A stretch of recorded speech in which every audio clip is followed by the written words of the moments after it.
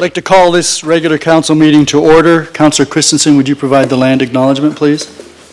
We acknowledge that the land upon which we are gathered is the traditional territory of the Attawandarong, the Haudenosaunee, and the Anishinaabe people. We are the beneficiaries of ancient agreements such as the Dish with One Spoon between the Anishinaabe and the Haudenosaunee, who agreed to share the abundance of the land through peace, friendship, and mutual respect. The Two-Row Wampum, by which the Haudenosaunee welcomed the settlers and agreed to share the land in mutual respect, and the Treaty of Niagara, considered a fundamental document by First Nations in all future relations and treaties with the British. We recognize that we have a responsibility to be stewards of the land in cooperation and collaboration with the Indigenous peoples, not only for one generation, but for all generations to come.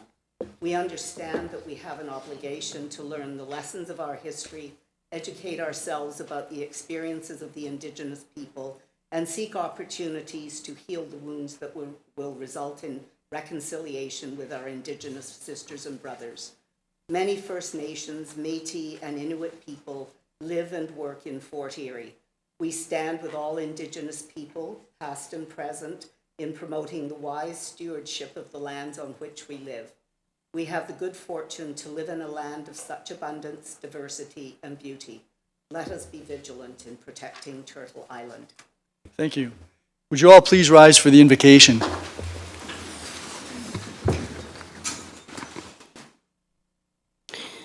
We meet to serve our community and endeavor to be worthy custodians of all that has been entrusted to us. Let us be concerned only for what will promote good government. May we bring to our council chamber minds that think and hearts that feel, so that in our deliberations we may display imagination, wisdom, and courage, and the will to do our work for the good of all. Thank you. And Madam Clerk, the roll call, please. All members of council are present. Mayor Redekop. Thank you. We have a lengthy addendum. We've got a couple of additional public meetings to be added to the agenda. We've got an additional closed session item relative to PBBS 39-2025, 1 Burns Place. We have the removal of the CAO performance evaluation and employment agreement, but we have an addition of closed session matter with respect to bylaw 47-2025 that relates to 3741 Nye Road. We have a busy agenda this evening, so I apologize. It's just that there's been a lot of things happening in town, so I've got a few announcements I'd like to make, and any time that I take up comes off of Councillor Encina's time. Not really. First thing I wanted to mention that at the recent Great Lakes and St. Lawrence Cities Initiative Conference in Milwaukee, attended by Councillor Nick Dubanow and me, Fort Erie participated in the inaugural competition for business and municipalities for innovative projects focused on protecting our freshwater resources. Our entry, put together by our manager of water and wastewater, Tommy Peasel, and his team, outlined our experience with relining a 14-foot maintenance hole and cover with fiberglass reinforced plastic to provide a watertight barrier that resists corrosion and prevents groundwater infiltration. The relining has the potential to prevent close to 5,500 cubic meters of water, groundwater, entering our wastewater system each year, thus saving energy and chemical costs, expanding the capacity of the system and treatment plant, lengthening the system's lifespan, and reducing the potential for sewer overflows and environmental violation. The town plans to reline a further 17 manhole and maintenance holes at a cost of approximately $400,000 through cost-sharing programs with the region of Niagara. Payback for the investment will be realized in about 4 years, with some of the cost savings being realized within a year of the relining. Cost savings maximizing the wastewater system capacity, saving ratepayers money, and protecting our Great Lakes systems means everybody wins. And this is the certificate that we received, which will hang proudly in Town Hall. Second item I wanted to make reference to is the cadet reviews. And this past Saturday, the Navy League Cadet Corps of Fort Erie held its 31st annual review. I'm pleased to say that Councillor George McDermott, who was in attendance, received the Gord Wilson Award, which symbolizes his commitment to the Navy League Cadet Corps for the past 20 years. Congratulations. The annual inspections or reviews of the Royal Canadian Army Cadets, their 46th, will be held on this Saturday, May the 31st, and the Alan Trope Air Cadet Squadron will be held on June the 7th. All those events are being held this year at the Leisureplex Banquet Hall, and Fort Erie is very fortunate to have so many adults, officers, staff, volunteers, willing to give of their time and energy to guide, encourage, and support our youth. Thank you to them and to all the parents, grandparents, and family members who ensure that these programs succeed. They make a huge impression on the youth and on our community. Last week, Councillor Joan Christensen and I met digitally with the CEO and the Chief of Emergency Staff of Niagara Health, along with Mayor Bill Steele of Port Colborne, to discuss challenges that Niagara Health is having in manning its ERs and urgent care centers with physicians. The problem is real and persists across the province. Niagara Health is embarking on a program to recruit ER and UCC physicians, which Fort Erie has offered to assist with, drawing on our 25 years experience of physician recruitment and retention. A number of constructive suggestions emanated from that meeting, and further meetings and discussions will take place as we work with Niagara Health to secure the continued operation of our urgent care center. Next item, last week, Kappa College Skilled Trade Training Center opened at the Fort Erie International Academy. It will train new students in hairstyling and aesthetics, welding, and dye making, readying the latter two for trade apprenticeships. The school plans to expand its course offerings to plumbing and electrical, all designed for domestic students. There's a dire need for skilled labor in Niagara, indeed in Canada, in order to continue to build the houses, schools, and hospital facilities that a growing population requires. This venture is a continuation of efforts by FIA and Canadian College of Trade and Technology to assist in meeting that need. We have some declarations on our agenda this evening, several, recognizing the work of nonprofit organizations and specific individuals in our community. June as Seniors Month, a FACTS Niagara Mountain View Lemonade Day on June the 7th, and School Crossing Guard Appreciation Week, June 2nd to 6th.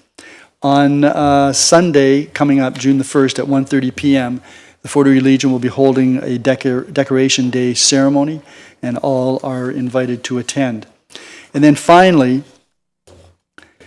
I want to say a few words regarding efforts over the past several years by the provincial government to build more homes at a time of a housing crisis.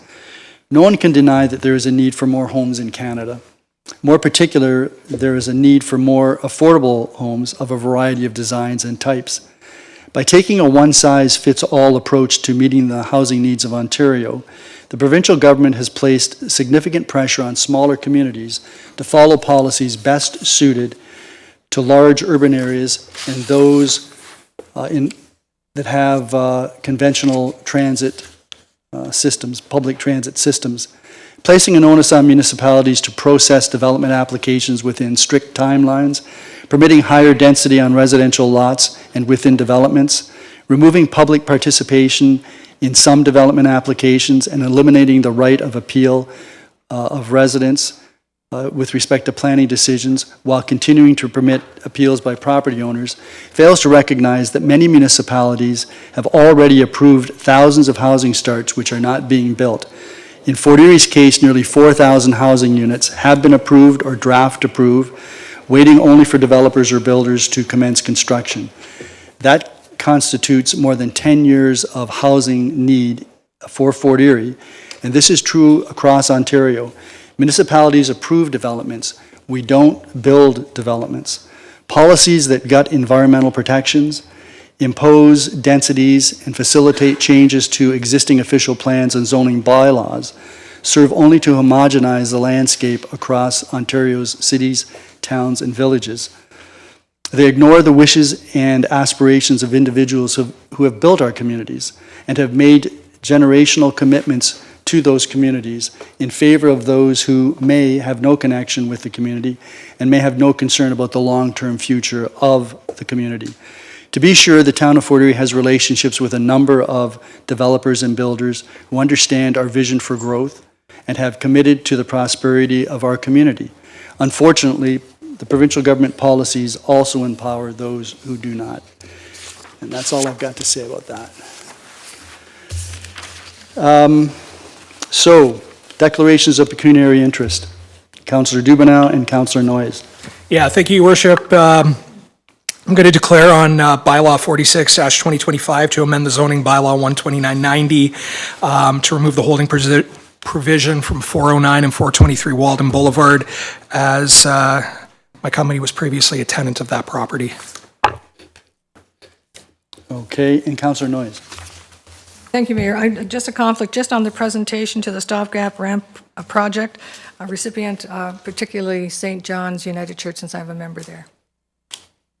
Well, I don't believe there's a pecuniary interest, but that's fair enough. You've made that declaration, and that's on the record now. Okay, so we've got some upcoming public meetings, as I mentioned. First is an open house and public meeting for an official plan review and new official plan for the town of Fort Erie, and that open house is scheduled for Monday, June the 2nd, 2025 at 5 p.m. That's next Monday here in the Leisureplex, or in the Leisureplex Hall. We have a public meeting with respect to those official plan reviews and official plan on June the 9th, 2025. That's here in the council chamber during the council meeting that evening, starting at 6 p.m. We have a public meeting with respect to a zoning bylaw amendment for 4924 Shirkston Road. That is also next Monday here in the town hall council chambers at 6 p.m. We have an open house for a draft plan of subdivision with respect to Spears Garden subdivision. That is being held Wednesday, June the 4th, 2025 at 5 p.m. in the atrium here in the town hall. And we have a public meeting for the official plan amendment and zoning bylaw amendment for 3856 Terrace Lane and an unassigned parcel. That is again scheduled for next Monday, June the 9th at 6 p.m. here in the town hall. That means there's going to be 3 public meetings next Monday. Joy of joys. I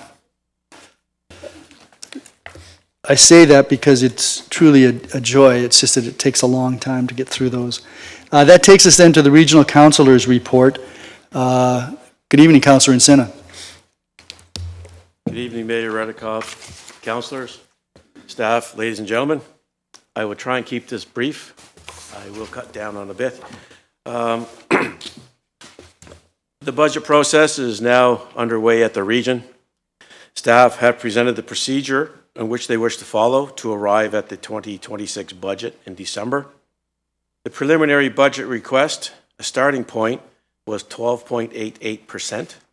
However, a motion was put forward to give guidance to staff to come in with a budget of 3.5% and have a prioritized list of asks for council to approve or deny. This will prove to be an interesting budget season. The next budget session is set for June 5th, and I will have a hard hat for our mayor, who is the budget chair. After a narrow vote, the Niagara Regional Police Services were successful in their request to build a $10 million NG 911 standalone backup facility at the Welland Police Detachment. It is projected that $900,000 will come from the levy. The backup facility is keeping in line with the new system that the province has set as a requirement. It is a facility that will be used should the computer system at the NRPS headquarters go down, and is a backup facility for all communications. The Ministry of Education has provided funding to the region's children's services, just over $2 million, to be used for the Canada-wide early learning and childcare. The monies will be used to support 6.3 FTEs that were previously temporary staff, and for the 5 regional operating centers run by the region. The program reduces fees for families, increases the wages for early childhood educators, and is for children up to and including age 5. And there is no associated cost to the region for this program. net zero. I wanted to advise council, the region has demonstrated some success when it comes to homelessness. There has been an 8% decline in homelessness at the end of 2024 compared to 2023, and a further 7% decline in the first 2 months of 2025. Within the homeless population, however, chronic homelessness continues to rise. This has contributed to the complexity of those seeking services. Right now, approximately 54 youth, ages 16 to 24, are experiencing chronic homelessness, as well as 33 families. The homeless senior population has now reached 98 who are chronically homeless. One statistic that is relevant for the homeless population is that 39% of adults experiencing homelessness had their first experience with homelessness before the age of 18. Measures are trying to be taken to break the cycle. Thank you. Thank you very much, Councillor Encina. Are there any questions? Councillor Dubanow. Yeah, thank you, Your Worship, and through you to Councillor Sina. Thank you very much. It's good to see you this evening. Quick question. During the provincial budget announcement, there was an announcement of a helicopter for the Niagara Regional Police Service. And I'm just wondering, I know that the province has announced the initial funding, but has there been any indication on legacy cost funding and who's going to pick up the tab to keep this helicopter in service in the region? Councillor Encina, would you know that? Through you, Mayor Redekop, to the councillor, those are my questions also. Nothing has been brought forward. Like I say, there's other costs associated with regards to fuel and everything else that I think need to be answered. Thank you. Councillor Dubanow, anything? No, thank you very much. I'm glad we're on the same page. Thank you. Anyone else? Councillor Noyes. Thank you, Mayor Redekop, through you to Mr. Councillor Encina. Councillor Encina, I noticed now the new signs on Garrison Road, and just coming here, and I don't disagree that, that we have to control speeding, but I'm wondering in regards to the signs themselves, when you're coming from Stevensville down to Garrison, you hit the sign that says 60 kilometers begins. You can't count to 5, and it says it's 50. Is there any way that, like we're talking, like I said, you can't count to 5 before the speed limit changes from 60 to 50, between 7 and 5, I think, or 5 and 7, whichever. Is there any way that those sections can be wider apart? I don't have a solution for it, but I can see someone saying, oh, I can go 60. It just says 60 begins, and then within less than 5 seconds, it says it's now 50. Is that a matter that you can take up with the at the next Public Works Committee meeting? Yes. Okay. I will bring that forward at the next public meeting. Public Works. Go ahead. The only other thing, since we're talking about speed signs, and I understand that the region is making an effort to kind of like uniformity across the town in regards to school zones and stuff. And I'm just wondering if part of that is going to be when they do have a speed limit sign, like I think it's going to be 50 for school zones if I'm not mistaken, that there be a flashing light on that speed sign to let them know that. Through you, Mayor Redekop, I know there was a lot of discussion with regard to the flashing lights. I know there was something in the policy with regards to MTO and how if you have flashing lights and it has something to do with the speed limit and the crosswalk, I will get back to you. I'll get the correct. I've got it in my head, but it's not coming out. I will get that to you. I know there is an issue with regards to the flashing because they actually took those away. Well, most of the schools are on municipal roads. Yeah. The high school, number 4, and St. George are on regional roads, but the rest are on municipal roads. Yes, the one I'm particularly concerned about is the St. Joseph's Public. That's on Netherby, which is a fairly busy road. And what they're not asking for a speed, they're not asking for the flashing light saying when your light's flashing, you go 40 kilometers. They're just saying, okay, if it's 50 kilometers, please put a flashing light on top of that 50 kilometers so that it people notice that it's 50 because they are coming off the Queen Elizabeth and they're going, a fair bit. And that's one of the things that the Parent Association asked about 2 years ago, if there could please be like the speed limit lowered, but also if there could be a flashing light. Thank you. Councillor Lewis.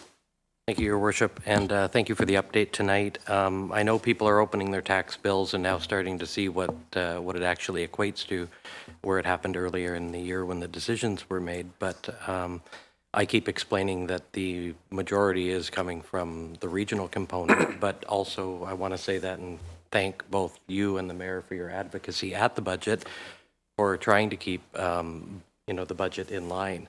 That being said, I'm happy that you reported the good news of the direction from regional council to staff, because I don't think the region has ever sent a direction quite so clear to regional staff that something needs to happen. But I ask this facetiously, what took you guys so long? When you go back to the region, just say Crystal Beach is happy, but why did it take so long for regional council to get on board with sending such an important message to regional staff at such a critical time? So historically, there had been guidelines provided to staff. Somehow that got away maybe 6-7 years ago, didn't get back to it, so that's happened again. About 45% of the tax bill that Fort Erie residents receive relates to regional taxes.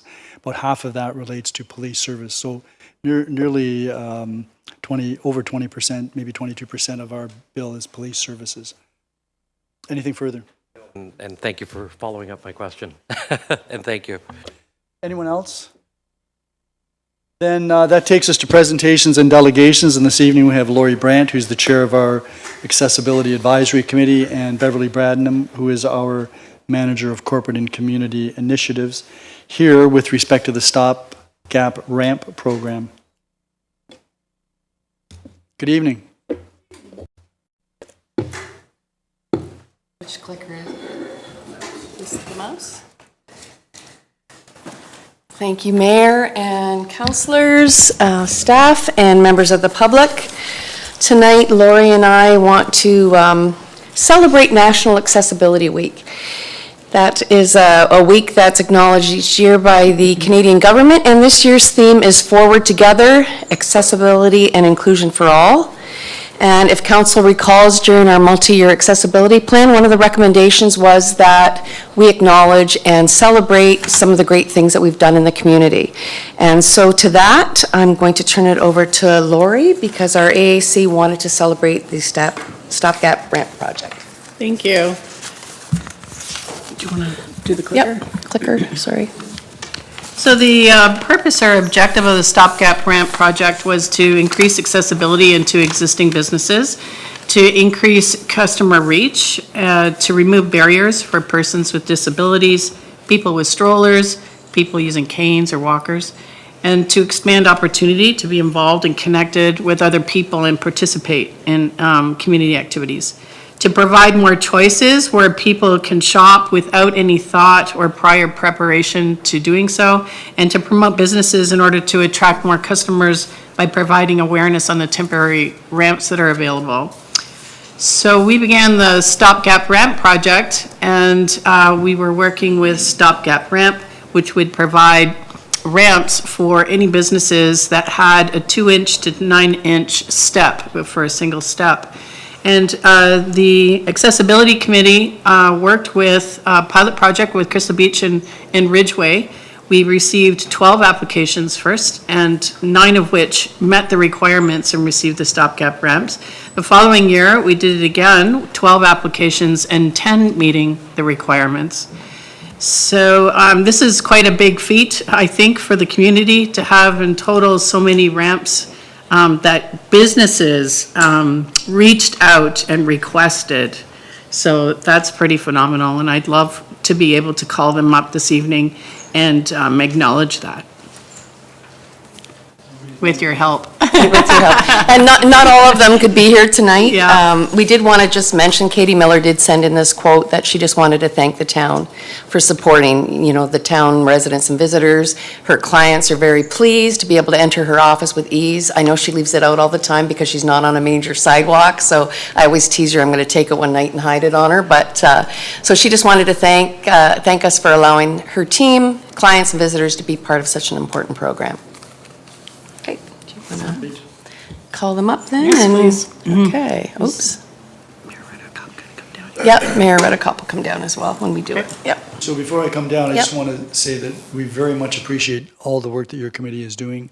You've got very able assistance from Ms. Bradnam, and this is a tremendous program, and as you say, it really opens up a lot of opportunities for people who otherwise would have to make plans and would have to determine whether they can even get into some of these facilities. So congratulations to your committee. Thank you. And we've just had Niagara Falls and Niagara on the Lake follow up with me in the past week wanting to know how we did it because they couldn't believe we had 19. Yeah. So I'm going to just put this to this picture because this shows the ones that aren't here tonight. And as we call you up, if you could just come around the horseshoe with your certificate, and we're going to get a photo if that's okay. Sure. Okay. Wherever you'd like to go. I'm following you, you're heading up soon. You want to go in here? Okay, sure. Do you have the list, Lori? Or is it up on the screen? Okay.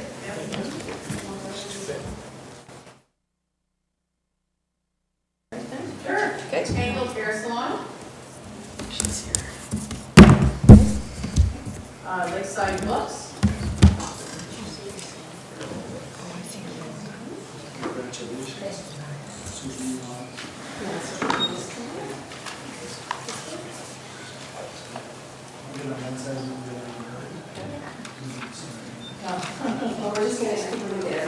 Oh, okay. Yeah. Friday's chips.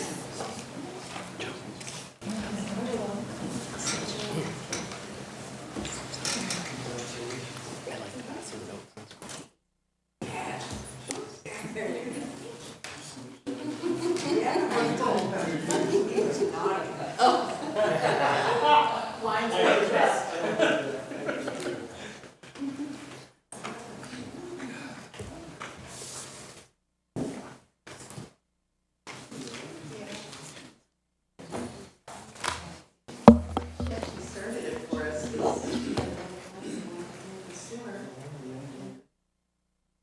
Romantic picture.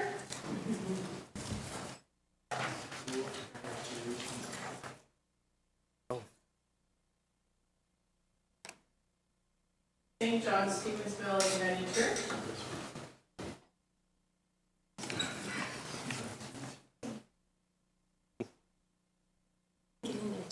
No, I'm the photographer.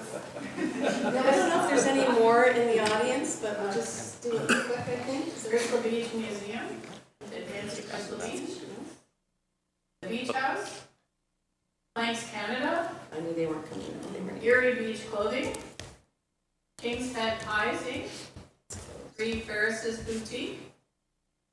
Blue Goose Farm. South Niagara Lake Ministries.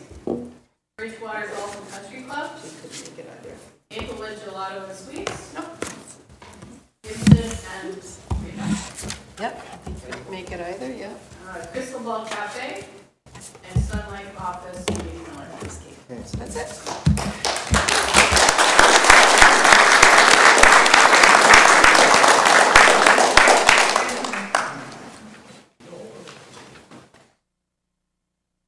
Right here. 3, 2, 1. Thank you.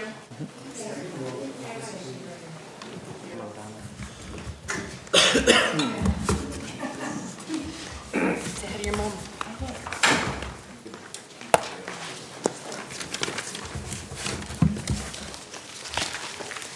Everybody gonna leave?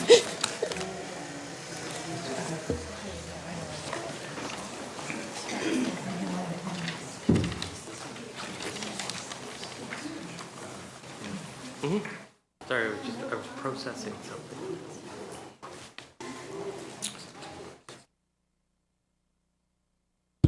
Okay, so that takes us then to our public meeting with respect to a zoning bylaw amendment for 3957 Rebstock Road.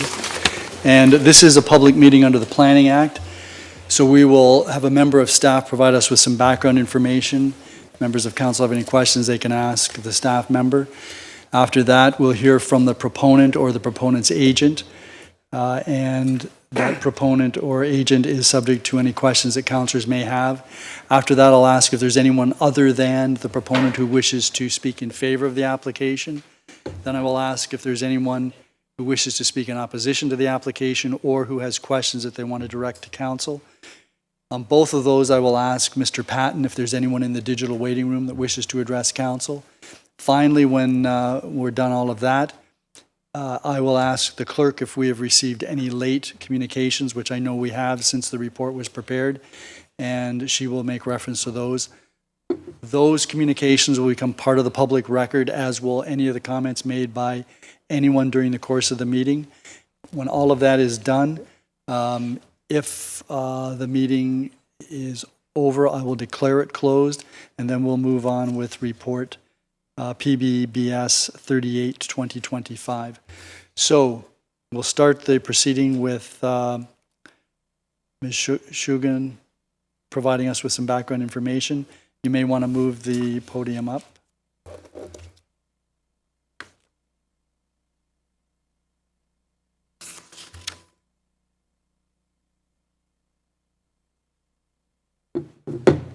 Good evening.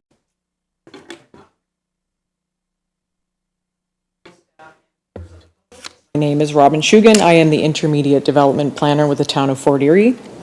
The purpose of this presentation and public meeting is to provide information to Council for proposed zoning bylaw amendment for the lands municipally known as 3957 Rebstock Road. The application for the subject lands is the agent representing the application is Matthew Trendata of Cortec Group on behalf of the owner of Crystal Ridge Home, Jeff Davis. The subject lands are proposed to be rezoned from the residential 2 zone to the residential multiple 1 zone to facilitate the construction of 2 townhouse blocks, 8 units in total. The creation of the new lots will be subject to a subdivision application and agreement at a future stage. The notice of today's public meeting was provided in accordance by the Planning Act by placing a sign on the subject lands and circulating a notice of public meeting to property owners by mail on May 5th.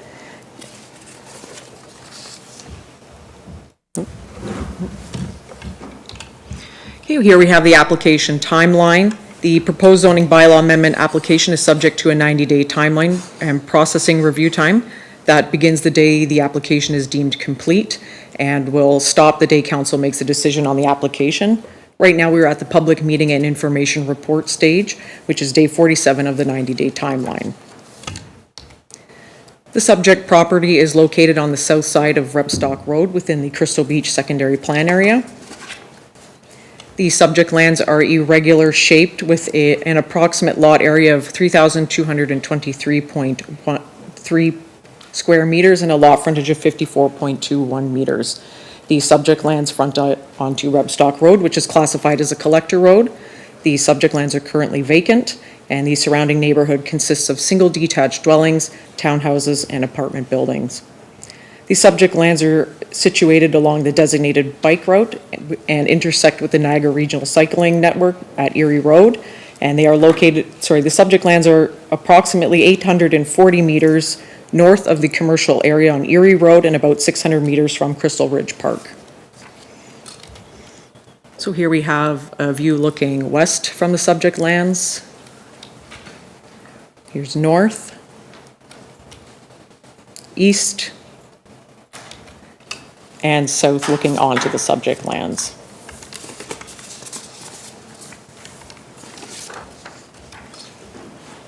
Okay, the subject lands are designated low-density residential and within the Crystal Beach Secondary Plan Area, the town's official plan. The low-density designation permits the use of single detached dwellings, semi-detached, and duplex dwellings.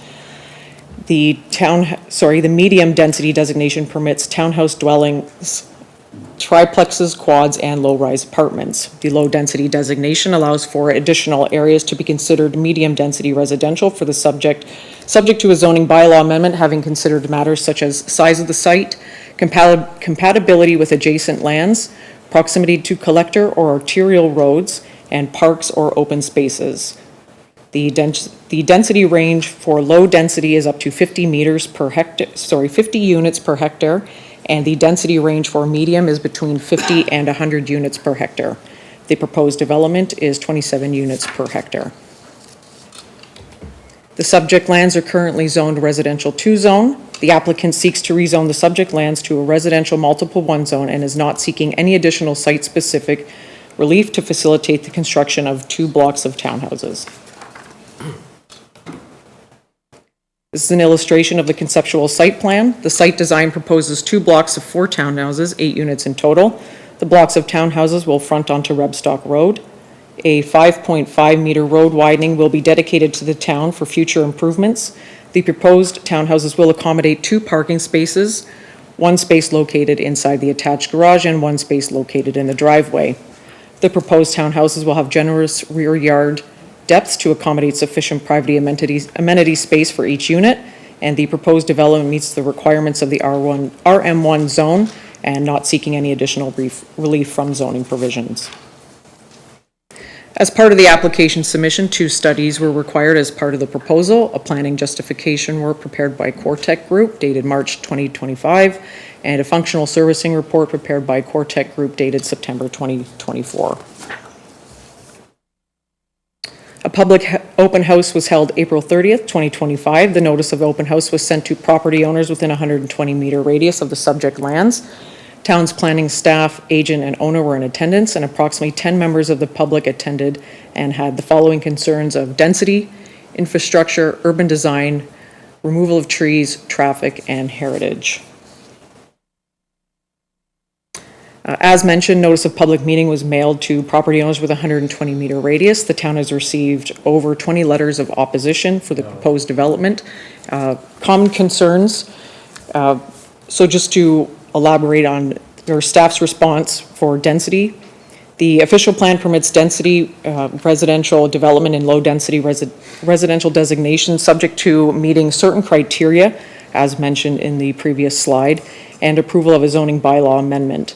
The zoning bylaw sets a maximum density of 35 units per hectare in the RM1 zone for townhouse dwellings, and the proposed development has a density of 27 units per hectare. Urban design. The town's official plan promotes urban design by considering the character of the neighborhood by way of road pattern, building height, massing, streetscape elements, and the preservation and incorporation of heritage features and buildings. Residential development will consider preserving privacy and amenity space. The proposed development will align with the streetscapes by meeting the front yard setbacks of the zoning bylaw, maintaining 2-story built form, and by providing private amenity space with large rear yards.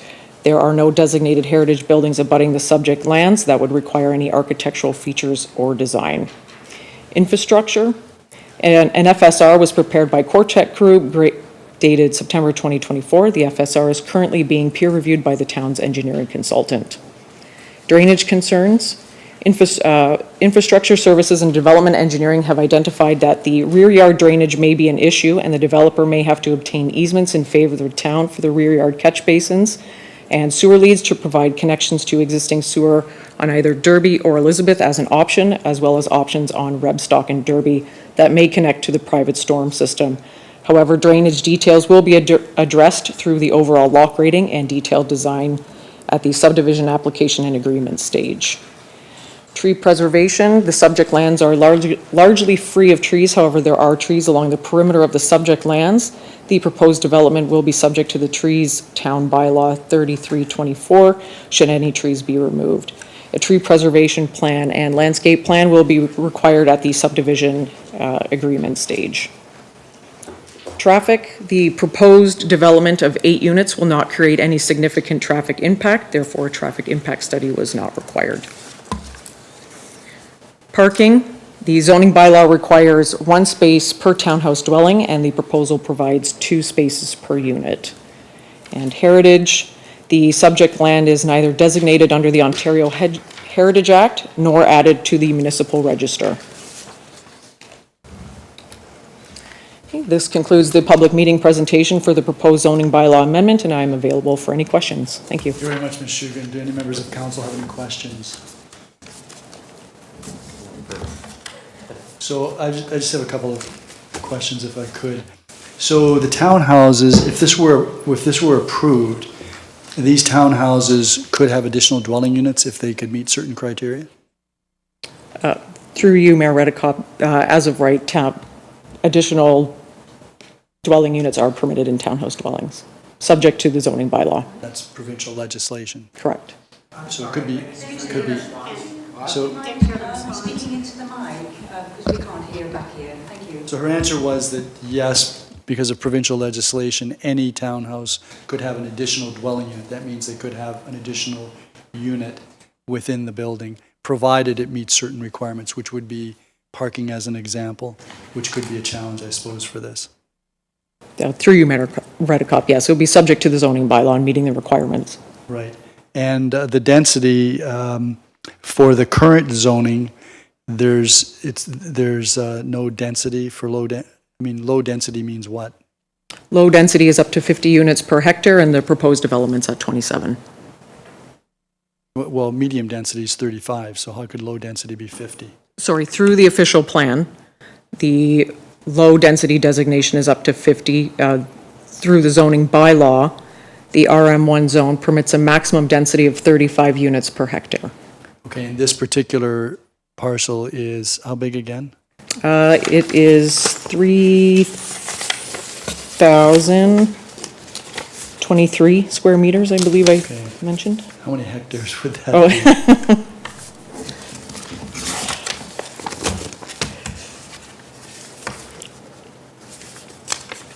Do you know how many hectares? Do you know the size of this parcel in hectares? If I had a calculator, it's Well, I'm gonna 0.3 guess- hectares. Correct me if I'm wrong, but I'm going to guess that if it's, the way it's currently zoned would permit fewer units than if it was medium density. I mean, it just seems to me to make sense, but maybe that doesn't compute here, but wouldn't low density presume fewer units per hectare than medium density? Through you, Mayor Redekop, that's correct. Okay.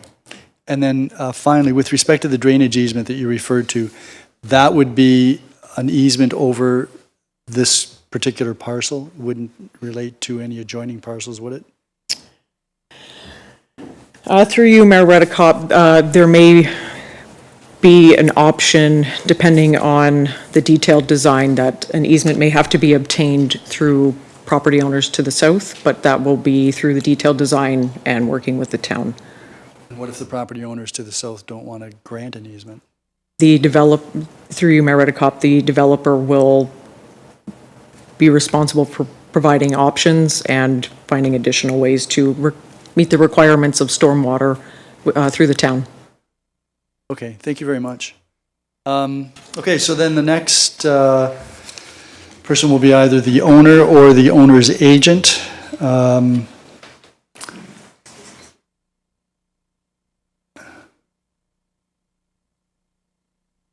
Good evening. Good evening, Mayor Redekop and the council. Do we have the, perfect. I think Robin did an excellent job summarizing the proposed development. I'll skip through. I'm sorry, are you Jeff Davis or are you the owner? Matthew Trindota, architect at Quartec Group in St. Catharines. Agent. Thank you.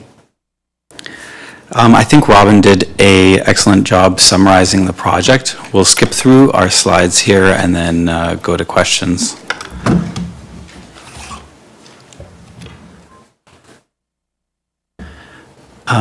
The property is located on Rebstock Road, which Robin summarized that already. This is a site plan, and as you can see, the front of the proposed development aligns with the fronts of the adjacent single-family dwellings. And you can see from the site plan that there's also plenty of backyard amenity space for the townhouse suites. Robin summarized the relevant policies quite well as well. We'll skip through this. These are conceptual elevations. At the zoning bylaw stage, we're not mandated to provide final elevations, but conceptually, from a design point of view, we're thinking of sloped roofs to match the character of the neighborhood and a combination of maybe stone and brick siding.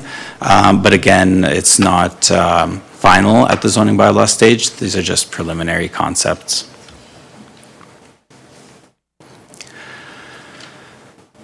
Zoning highlights, Robin already mentioned 2 parking stalls per unit. Regional waste collection on the road. Not much new information here. During our previous engagement with the public, there were several concerns raised, and we've provided some responses on those. Robin also summarized a lot of those responses. Just to reinforce some of those drainage concerns, Mr. Mayor, you had asked if the development would require an easement to the south. It's unlikely that an easement to the south would be required. It's very unlikely. Rather than an easement to the south, usually what our civil engineering team does is just lift any potential stormwater uphill through pumps and then get it into the storm sewer system. But several options have been kind of discussed, and there's a strategy for moving forward with that does not require an easement. During the public engagement, soil stability was also mentioned, which Robin did not speak about. In the subsequent phases of the development, eventually we'll be submitting for a building permit, and soil stability would be addressed at that point in time, and the foundation would be designed accordingly. Parking considerations, Robin already touched on. With that said, we'll turn it over to the mayor and council for questions. Thank you very much, Mr. Trendada. Any members of council? Councillor Dubanow. Yeah, thank you, Your Worship. Thank you for your presentation. I'm just wondering, could you go back to slide 6? So you skipped out the one part at the end. Oh, nope, sorry. the one after that, sorry. You were just, this one here, sorry. There's 2 number 6s there.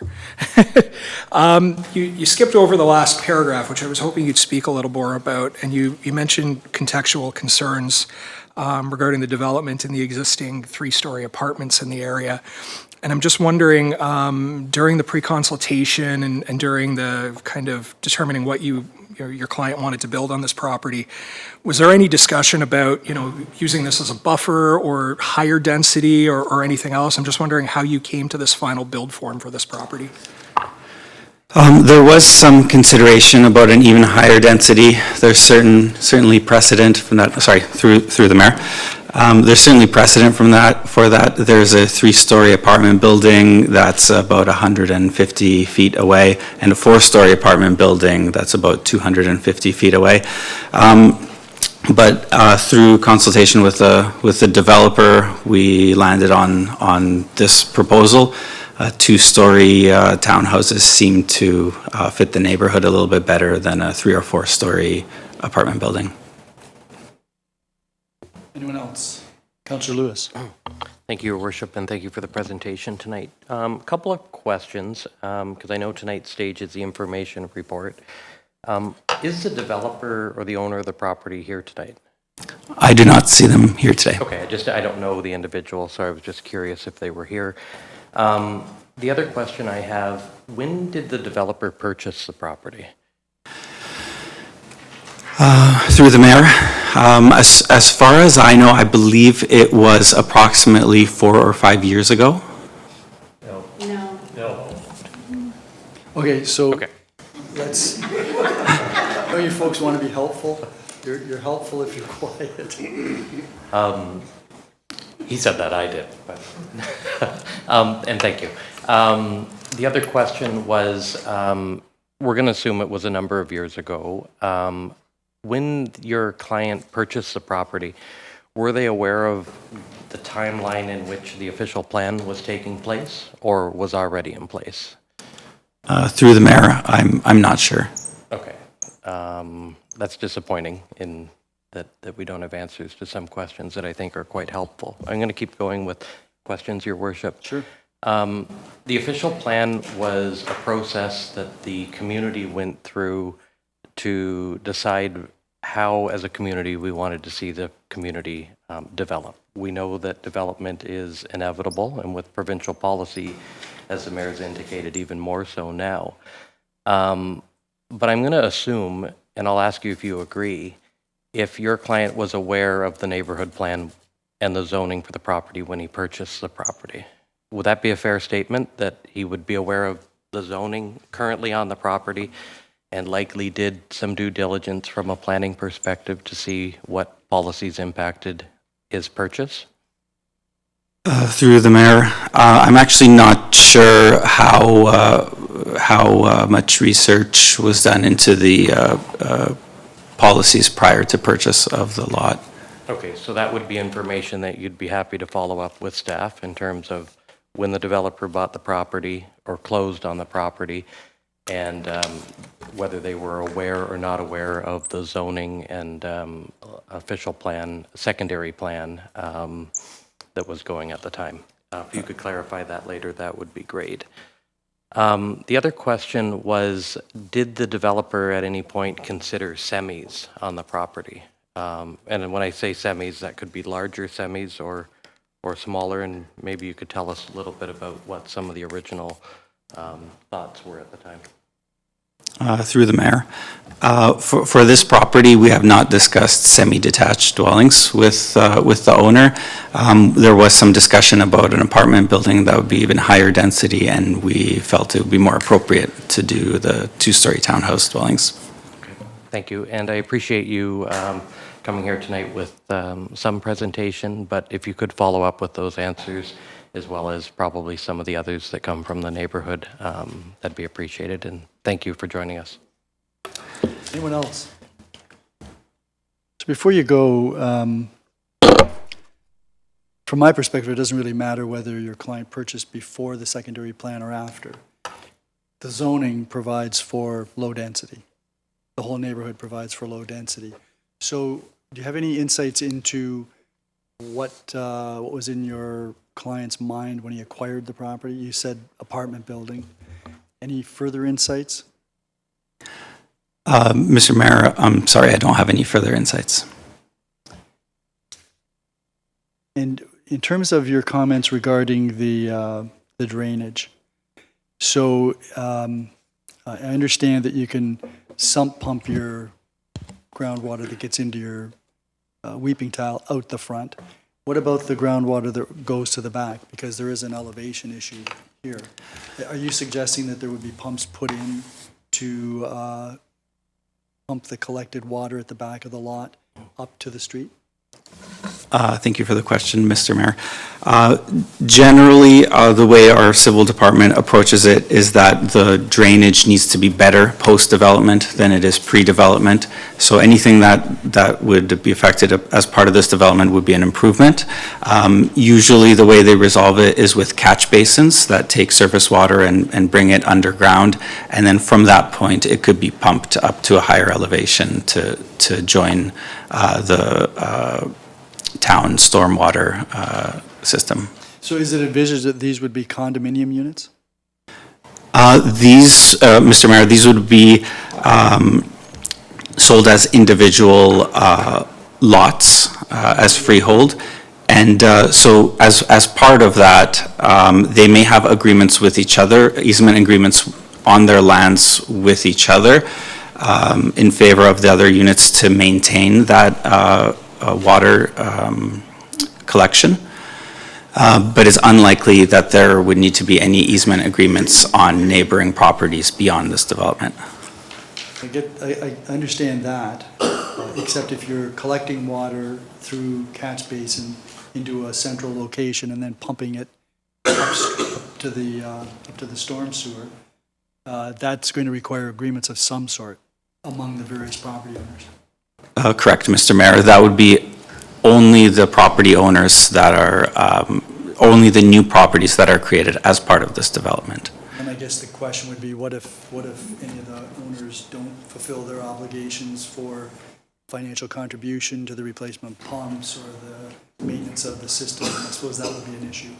It would have to be dealt with. When would that be dealt with typically in this type of process? I believe that would be, well, Mr. Mayor, they're legally obligated to uphold that infrastructure. And should those pumps ever need servicing in the future, let's say 30, 40, or 50 years ago, then there's an agreement that all of them are forced to maintain that infrastructure. Well, I understand that. I mean, it's easy when there's one or two owners. If there's 8 owners, then you've got all 8 that have to agree, and contracts can be breached, which means that somebody has to try to enforce them. So just trying to anticipate how that would work. But I guess that's a matter that staff can address as well. Thank you. Before I let Mr. Trindada go, any other questions? Thank you very much, sir. Thank you, Mayor Redekop, and thank you to the council. Thank you. Okay, that takes us then to anyone who wishes to speak in support of the application other than the applicant or the applicant's agent. And I don't see any hands going up. Mr. Patton, is there anyone in the digital waiting room that would like to address council at this point? Requests to join the digital waiting room, so it's quiet. There's nobody there. There's no one in the room at all. Okay, I'll ask you again later. Okay, so now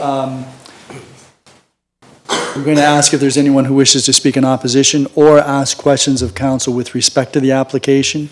And I know that a number of you have signed letters. We've received copies of those. You're certainly entitled to come forward and state your concerns. I'm hoping that we won't get a whole bunch of people coming up reading the letter because once we've read it, we know what's in it. But you're still entitled to come up. Don't let me dissuade you from that. Ma'am, you had your hand up. If you'd like to come forward, please. I'll need your name and address for the record. All right. Mayor Council. I'm Leslie Clark. I live at 4029 Rebstock Road. And my husband, Graham Clark, lives there as well. We oppose the amendment to rezone 3957 Rebstock Road from the residential R2 to the multiple RM1 to accommodate the 8 townhouses, which are hard on Rebstock Road, right across the top. Our neighbors also oppose this with at least 40 written submissions that have been submitted to Ashley Carter, who's the town clerk. Neither the development proposal submitted by Quartet Group or the information report to Council PBBS 38-2025 fits the neighborhood of the area. Nor does it fit into the vision of Crystal Beach that the Crystal Beach secondary plan approved by Council in September 2023. The Crystal Beach secondary plan planned for density intensification while maintaining the residential nature of Rebstock Road. The area south of Rebstock Road between Derby Road and Elmwood Avenue was identified as R2, single residential. Density intensification to medium density for future development was identified as north of Rebstock Road between Derby Road and Elmwood Avenue. Mixed core for the 4 corners of Ridgeway Road and Rebstock Road. And already in that area, existing as medium density, we have 150 Derby Road, which is the apartment building that you stated. We have 1 Esme Lane, Crystal Beach Co-op. We have 3991 Rebstock Road, which is a seniors residence. Anderson Court off Rebstock Road has 21 units. 3740 Rebstock Road is going to have 90 townhouse units. If rezoning occurs for the purpose of the Crystal Beach secondary plan, 10 years in the making, is defeated. There's no point in having a secondary plan. The proposal piggybacks on the intensification north of Rebstock Road. It sets a precedent for for rezoning the entire area to RM1 as properties become available for sale, creating a high-density corridor on Redstock. The developer has other choices available for development at the property in question, 3957 Redstock Road, that fit the R2 zoning. Why shoehorn 8 townhouses hard on Redstock Road onto the property? The townhouse will be 1.5 meters from an existing home west of the townhouses. That's how close the properties are going. So I know some of you might feel that our neighborhood is already mixed density, so why not have more? But, to quote Councillor Dubanow from a May 23rd email reply to myself and Marshall Clinton, street towns are a more compact and affordable form of single-family housing.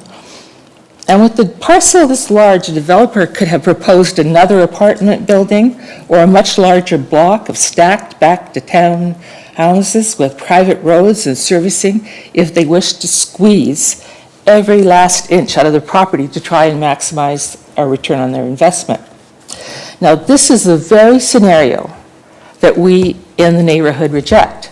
There is no RM1 zoning use south of Redstock Road between Darby Road and Elmwood Avenue.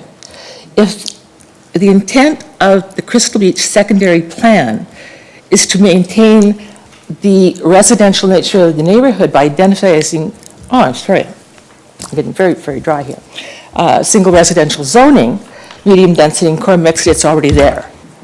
We want to save that area of residential too. Just because the Planning Act says that we can put 100 shoeboxes on a hectare does not make a community.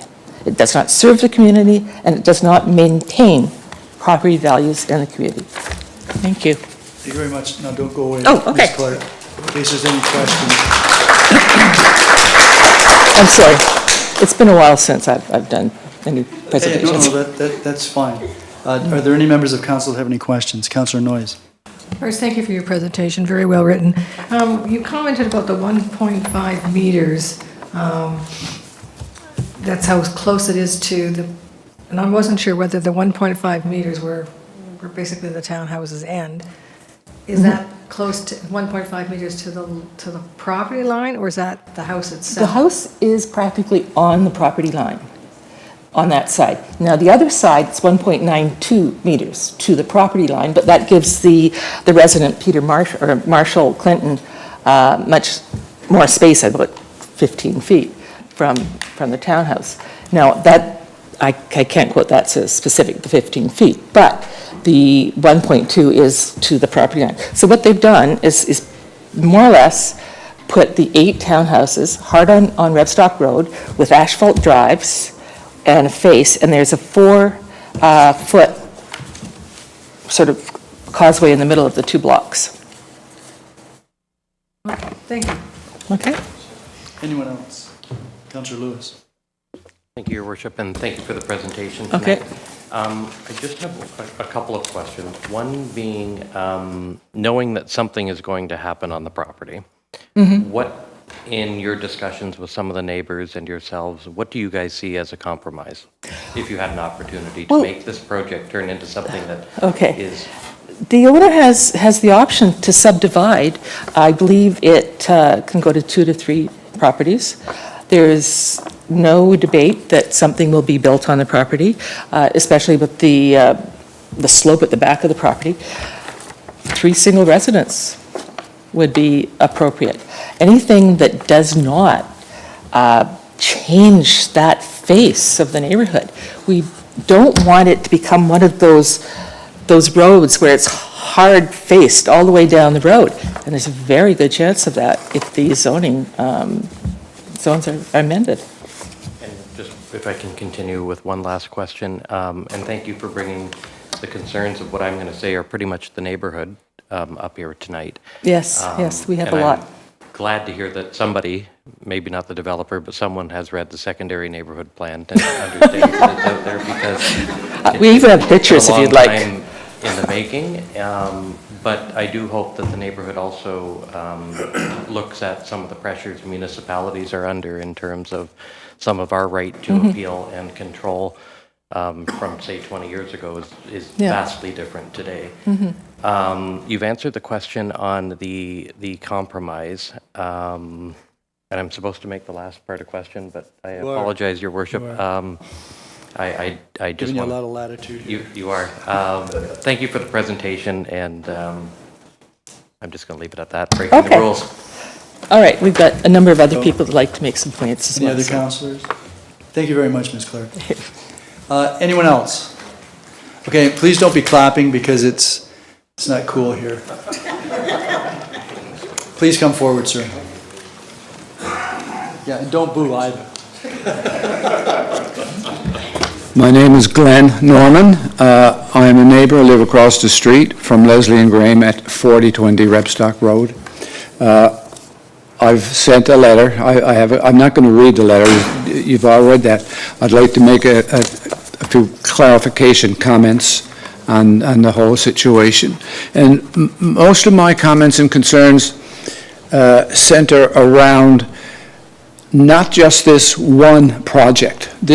Everyone is saying this one project is only 4 apartments and that kind of thing. And I don't think it should be considered in that context totally, because development is happening everywhere, and there are many properties in the area that are going to be up for sale in the near future. The bar on the corner of Rebstock and Derby is up for sale. That has a 3-road frontage. That is very tempting for developers for an apartment building of some sort. The school was just removed across the street from that. I know that's been sold. More apartment buildings. I know dozens of beautiful old trees last year were cut from that site, and trees were cut from this present site also. I live right next door to the old planing mill. The old planing mill is my neighbor, and so far so good. But I know the people that live there now leasing. I know when their lease is up and that property reverts back to the property owners rather than the renters. They are developers in their own right, and I can see more and more apartments, condos, commercial enterprise considerations going in there. So that's just 3 that are within stone's throw of my house. And I'm concerned a little, I'm going to term it rezoning creep, because it seems almost innocuous to rezone this little property here. But over the years, this one gets rezoned, and that one gets rezoned, and before you know it, the original zoning means nothing, because everything has been revamped to accommodate the developer's wishes and that kind of thing. That is my concern, is that over time, there's a lot of large, my property is large, and it sits next to the planing mill.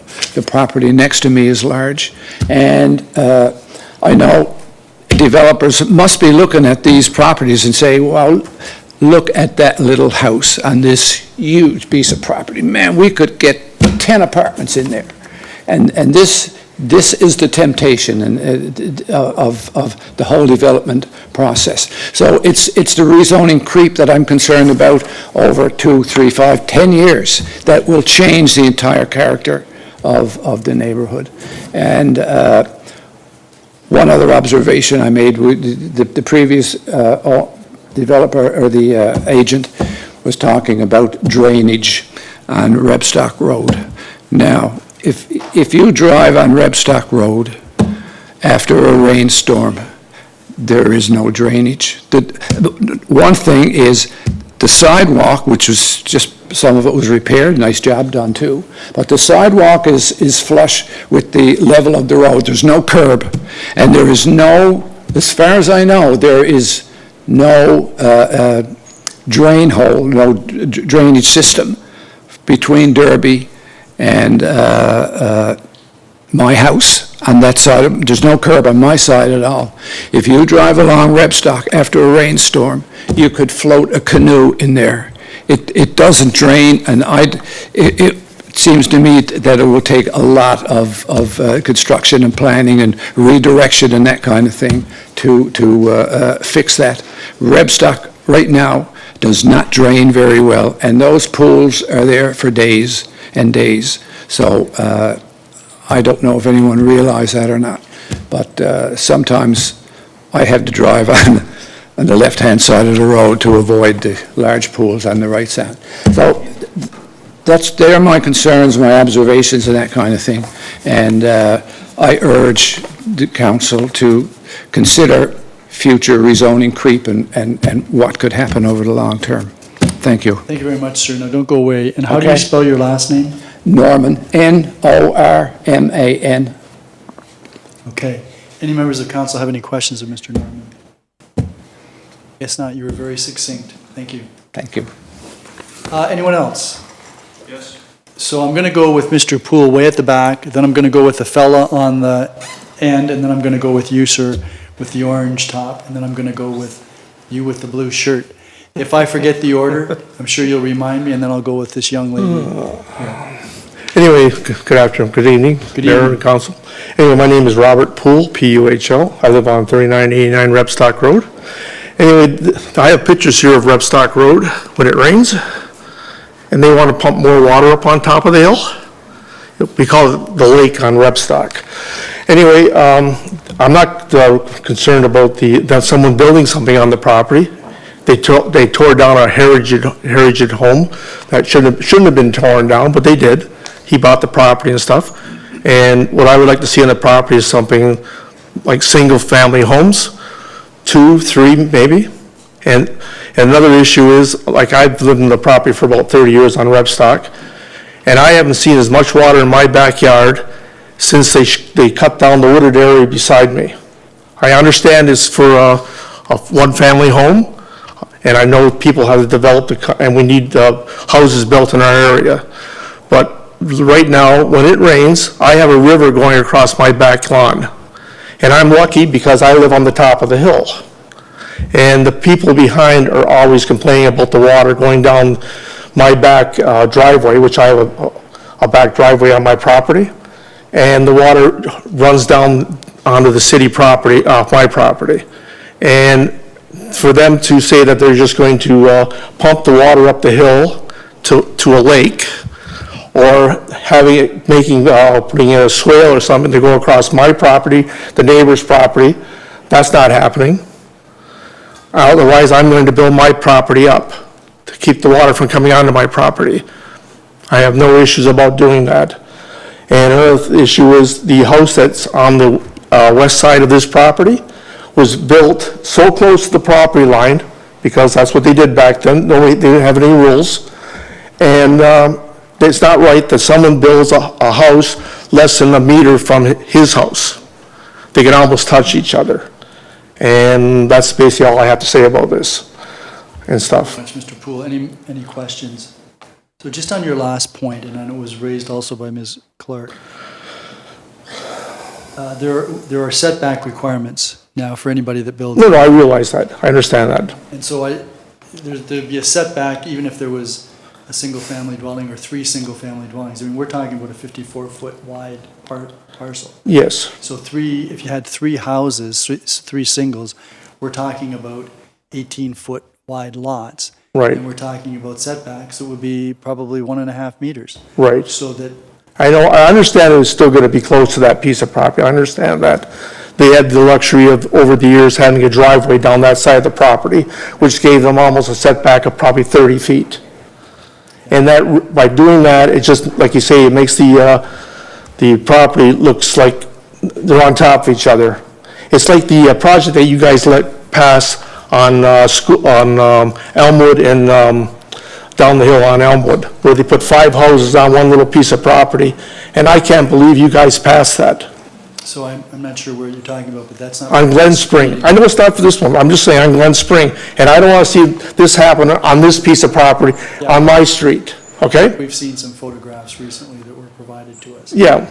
Yeah. And I don't understand how they're going to pump water. What happens, the hydro goes out? I'm still going to get flooded. Yeah, we got your points on that. We Okay, thank appreciate you very much. Any other questions? it. Doesn't look like it. Okay, Thanks thank very you. much, Mr. Poole. Thank you. Have a nice evening. Now, the order was fellow with the powder blue shirt.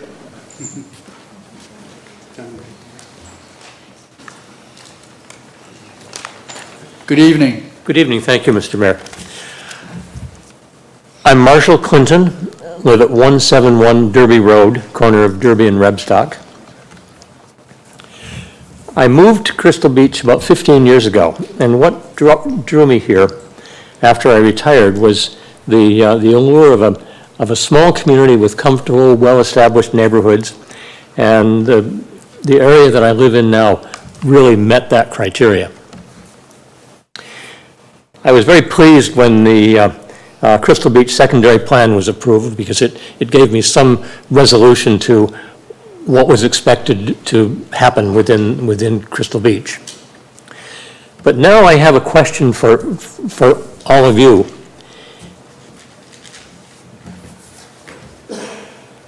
If you owned and lived in a house on Derby Road, or on Rebstock Road between Derby and Elmwood, would you approve of this change in zoning and this development? Well, I guess that's the whole issue, isn't it? So I guess we'll find out in due course what we do with this, but that's the purpose of the public meeting. And in addition to that, if other properties on the same block or in the area become available, would you propose or approve a variance to the Crystal Beach secondary plan? Well, then again, I mean, we don't know, but there'll be an application, and if an application is made, we have no choice, but we have to deal with it. You know, a person who owns property is entitled to make applications. We're obligated by law to process them. Part of the process is a public meeting so that we can hear what the neighbors have to say about it, and we can hear from our staff what they have to say about it. And to make it even more complicated, we have heavy-duty provincial legislation that has been coming down over the last 4 years that has provided a lot of challenges with respect to the very issues that we're talking about this evening. So what happens in the future, we'll have to wait till we get to the future. But we have an obligation to process any application that's made. Thank you. Did you have any further comments, Mr. Clinton? No. You have a lovely home, by the way. Thank you. Any members of council have any questions? Thank you very much, sir. Thank you. The next is the fella in the back, I think. The fellow with the gray, no? Okay, then we'll go with the orange guy. Right, the orange guy and then the dark blue short sleeve shirt. Okay, I didn't realize there was a test. Memory test. Good evening. Good evening, Mayor, Council. I'd like to get a look at each and every one of you.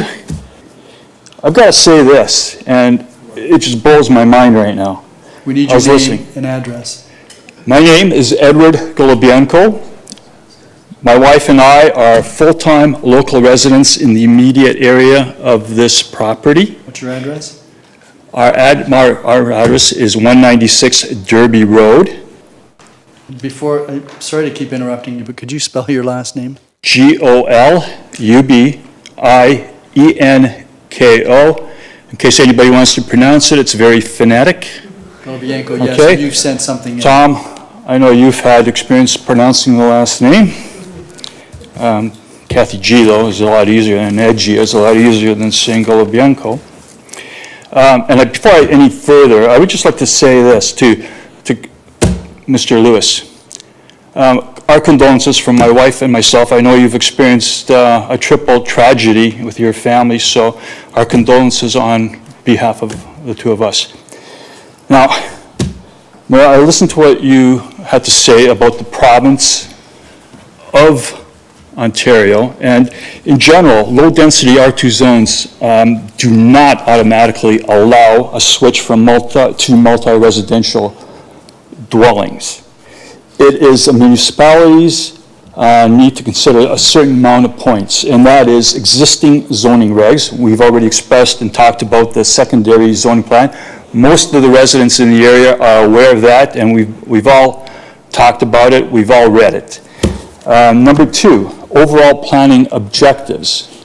Okay, we understand about the increase of putting in extra homes and so on. Putting in 3 homes into this area, that's already a 300% increase what used to be there. That meets criteria then and there, and while maintaining an R2 classification. Another point from the Ontario government, potential impact on the neighborhood. We have to consider that. All of us are quite aware of that, and we've talked about it extensively. It's going to be a huge impact. Now, I'm not sure if the architect, Matt, have you ever been to this property before? Have you walked it and taken a look at it? Or anybody in your, in your firm? This is a public meeting, you address council. Okay, sorry. Well, okay, let's put it that as a question to be answered at some point.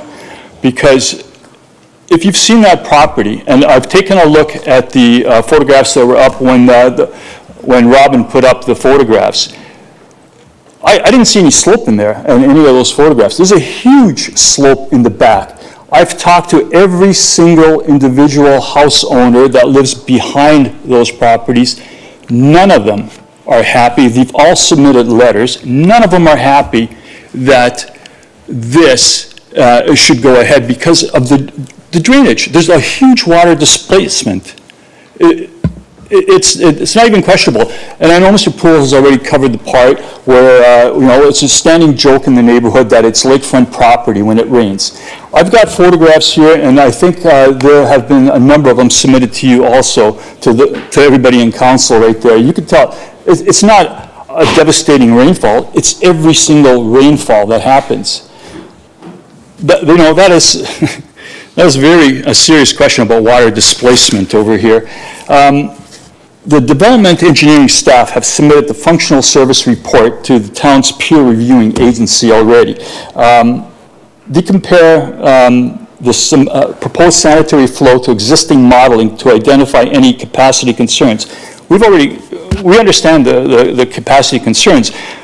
Do you understand that a regular sanitary sewer has a diameter of 200 millimeters, which is 7.87 inches.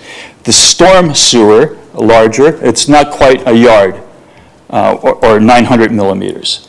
That is old school. That is just way beyond what this area can successfully carry. And we're not even talking about the property that's across the street.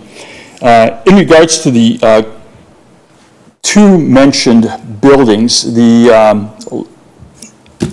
seniors residence and the other one that's about roughly, 100 or so yards from that property. Those are long established buildings. They've been there for years and years, even before the secondary plan was ever put out. And yes, everybody on that road, on that boundary, on that side of Derby understands that those are there. They moved in already with the knowledge that that was going to displace and water and so on, and it was already established as something that we knew was going to be there. This is all unknown area. We're talking about drainage already right here, and there's a downhill slope. Water flows downhill. We're talking catchment basins. Okay, so on each of these properties, like you've got a long backyard, but the amount of concrete, and I understand there's supposed to be 2 allotted spaces per unit. I'm kind of fascinated with that because that's a lot of concrete going up against that Redekop Road. Does that 2 spaces include the garage, that it's going to be part of that by the looks of it? I don't know. Is it 2 side by side? That's even more concrete, even more water displacement already. I don't understand how, with the functional service report, not mentioning the limited options for drainage already. They've reported it themselves, and the peer committee should be looking at that.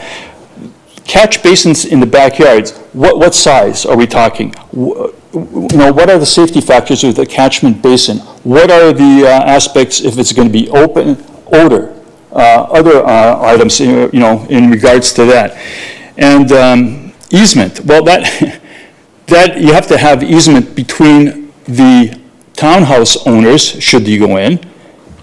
I've been to areas where a duplex doesn't agree with the owners agreeing on easement, let alone 8 townhouses agreeing on something like that. How about whose property in the back are you going to, you know, put this easement through? Sump pumps. The sump pump has a life of 7 to 10 years. Now, are they going to have double sump pumps in these homes? Is there going to be a sump pump in the catchment basin? Like, who's going to look after that? These are all issues that have to be looked at, and why you want to get into such a situation. There's a saying that goes, oh, by the way, I haven't even talked about the road widening, because there is no plan for a road widening. You've said, okay, increasing the width of the road by 5.5 meters. How much is that going to impact the other homeowners that front the road Repstock right now? There isn't a lot of gap in some places between various fronts and what is going on over if actually widen that road. It won't work. I don't know what you're going to have to expropriate land there. Winter storms, there's a lot of snow. You have those driveways all facing out. Let's say there's 8 of them, all facing out. Where's all that snow going? Anybody who lives in Crystal Beach, Fort Erie for that matter, knows the kind of snowfalls we get around here. It's not a minor issue. It's a big issue that has to be also addressed, and I don't ever see it mentioned anywhere in any of these reports. What are they going to do, shovel these big mounds of snow onto the middle of the roadway, cross the road, safety issue? Cars backing in and out of these parking spaces already going to create a bit of a safety hazard. And yes, there is going to be an impact on traffic, local flow. And I happen to know that the 2 owners across the road have already submitted certain applications to have that property across the road developed, and council has seen it to decline or refuse that particular proposal or those proposals. So I don't know down the road. Right now, I understand that those guys are not going to be doing anything in the next couple of years, at least foreseeable future. I don't know what they're waiting. Maybe they're waiting for the next election. Who knows? I don't. But I'm not dealing with supposition. I'm dealing with the actual facts of what I see at this property. And the one thing, I'm going to finish off here because I can go rambling on about this, and I know other people want to have a chance to speak too, is there's a little old-fashioned saying, and this is something, and it's not meant to be insulting, but there's a line that goes, keep it simple, stupid. That should resonate with any plan that's being made. The simpler the plan, the better it is for everybody, all concerned. This is R2. We wanted to see it stay as R2, low density. I don't know who came up with this 50 for per hectare for a low R2 zoning. It boggles my mind. Anyways, I appreciate you giving me a chance to speak. If there's any questions, with concerning. Oh, and by the way, Mayor, excuse me again. Demographics. When you talk about demographics and the province wanting people to move from urban areas to smaller communities, that's been an age-long problem. That's not just something that's going to happen within the next few years. They're hoping that some of these new people moving into the country or displacing themselves, they're hoping that happens. That is never the case in most part. They tend to focus themselves towards larger urban areas. And I don't know what Fort Erie's plan is for 20 years down the road or 50 years down the road, but I can't see us reaching 100,000 population. I'll be long gone by then, but it's not going to reach that level for years to come. So we're not projected to be. Yes, I know that. Thank you. We have grown 3% per year for the last 3 years. Yes. That's 10% in 3 years, which is a little surprising. In any event, Mr. Galabianco, I appreciate your comments. There's a couple of questions that you've raised that we can ask the staff this evening before, when we deal with the report. Are there any other members of council that have any questions of Mr. Galabianco? Thank you very much, sir. Thank you.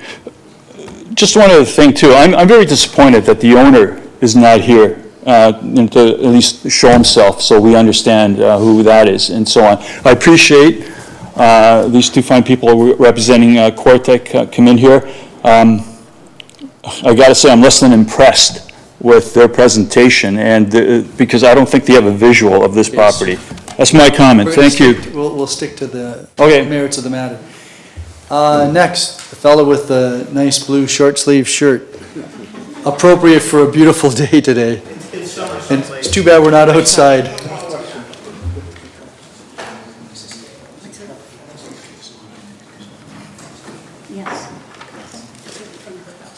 Okay, thank you. Good evening. Good evening. My name is Ken Martin. I live on 87 Derby Road.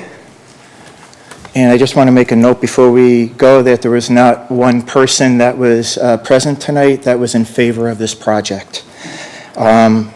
A quick question about the drainage. I'll make it quick, and since we have our architect here, he may be able to answer it, but I will direct it to you, Mayor. The property slopes down. The top part, we'll just say it's flat, 30%, 70% down, and then it hits the property down below. With the townhouses there, and looking at the drainage, you're not going to have 30%, and if the architect, if you would ask him, or you may know, 30% of the property is not going to go to the front. You look at the drainage from the top of the roof, you have another 15 or 20%, whatever the numbers are we could find out, are going to go back. So that's the first question. How much property is actually going to be draining to the back versus the front, which includes the roof drainage? As the property drains, slopes down to hits the property at the bottom, if you're going to build a catch basin, you're going to have to dig out that slope, which means you're going to have a retaining wall. People have talked about sump pumps. We're not talking about grandma's sump pump in the basement. We're talking moving water up in elevation, a significant elevation to pump it up into the street. So could we find out, are we talking a pump house? Because we're not talking someone's sump pump in their basement. Could we have those questions answered? So, Mr. Martin, the report, the FSR, is being peer reviewed, and that's one of the topics, one of the issues. But when we get to the report, we can ask staff if they've got any preliminary comments on that. Yes, because I'm just thinking there's going to be a sump pump house down there, and that's also would be a detriment to the property values and people enjoying their backyards on the street below when those pumps kick on. And we know we're going to lose power. So what happens to that water down there? I know that will be addressed. Unfortunately, on a much bigger issue, a couple of Christmases ago, we had lost power in the town. We all know what happened to the sewage treatment plant there. So that is a real concern. The utilities. So right now at the top of the property, there's two telephone poles, one to the left, one to the right. How is electric being brought in?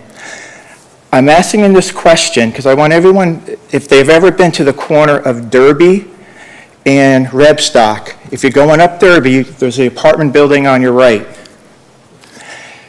Derby Road is a collector road. Is that I believe that's the right term?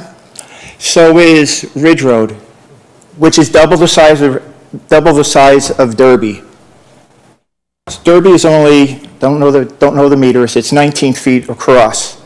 In the road, not on the side, not on a sidewalk, in the road, there are two utility poles. They're in the road. How is that even possible? So my question is, well, it might sound outlandish, are you going to put the utility poles in the road? There's already, precedent's already set. They're in the road in Derby. There's no reflectors on them. You can walk up, you can drive. They're in the pavement. They're not like in the little side, they're in the pavement. So is that a possibility that they would be in the road there? Second, I believe there is a fire hydrant right in the middle of the property which has to be moved.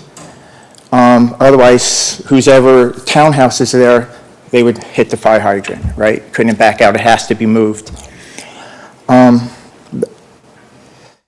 We've talked about the flooding up on Rebstock. So my question is this. I'm new to the area. I moved to Crystal Beach. Crystal Beach is my home. I love Crystal Beach. I'm new to Canada. I've been here almost 4 years. I'm waiting to become a citizen, so I'm a permanent resident. I can't vote. I hope I can still address the council. But I've invested in the Crystal Beach secondary plan by buying my wife, moving into her home, and investing in local contractors, builders, over $400,000 into that property. Thank you. It's a great community. I love it here. It's my home. I never heard of the Build Better Faster plan, okay? Because I can't vote, I don't really get into all the politics. Once I can vote, my name's Ken. Hi. So with that said, and my lack of understanding, I pose a question to the mayor and to the council here. The Build Better Faster plan is a carrot and a stick. From what I've read, is a goal. It's not a mandate. I understand there's a push. They're pushing you to do this. And it's a worthwhile goal if done correctly and doesn't alienate all the citizens in whatever municipality this has taken place. So there's $1.2 billion available if the municipalities reach 80% of the goals, if the money doled out per year. So my question, I have a two-part question. The first is, has Crystal Beach or /Fort Erie met the goal of 80%? And if they have how much money has the town received for that? It almost seems that after 10 years of very hard work, which I've done a little research and talking to the neighbors, thank you for 10 years of effort and all your predecessors for having the Crystal Beach secondary plan. It's one of the reasons I bought into this community, invested that money, and now like the game can change. It can change, and I just don't think that's fair or right. So the Build Better Faster plan is just it's a goal. It's just a goal. I understand they're putting a lot of pressure to you. But what is the number of builds that the town is hoping to build, to housing to build to meet that 80% goal or to meet the total goal? My next question to the council is, Rebstock Road needs infrastructure.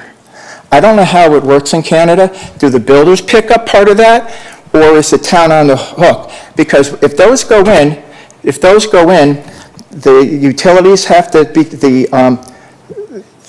drainage for the sewers have to be changed, because there's only 2 sewer holes over on Derby, not near there. That's why the pond floods. The road is graded incorrectly.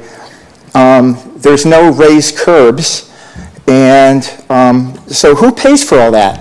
And what is the cost of that? Has that cost, or are we waiting for more information for the architect?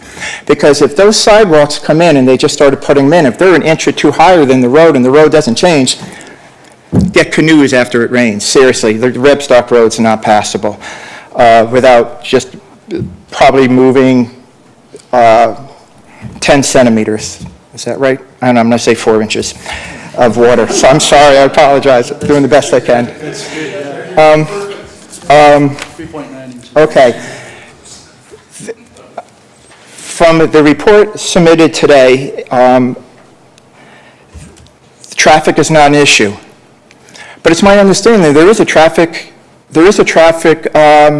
investigation going on Rebstock right now. If I was talking to one of the neighbors, and it's right there now. So why is there, if there's no issue, is there a traffic study being processed, and what is the purpose of that, and what are we hoping to find out for that?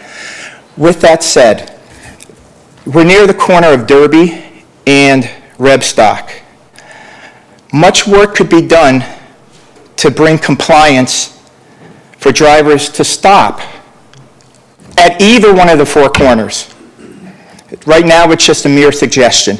More work could be done for that.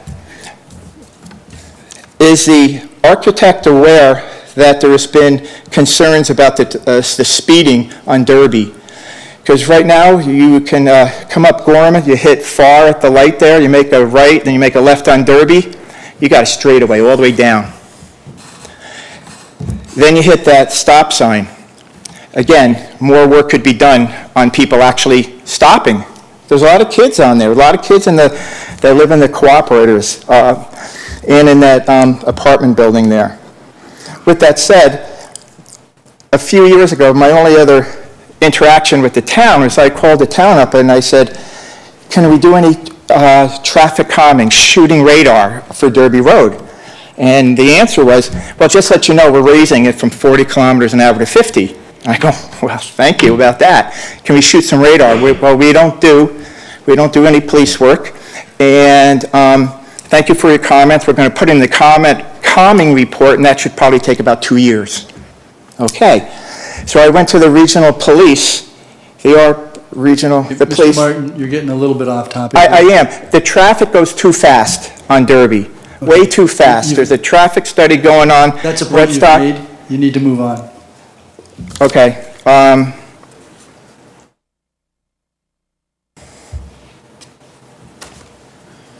Thank you. Okay, so just to the build more homes faster, the town of Fort Erie doesn't have a target. In order to tap into the $1.2 billion, you have to have a target.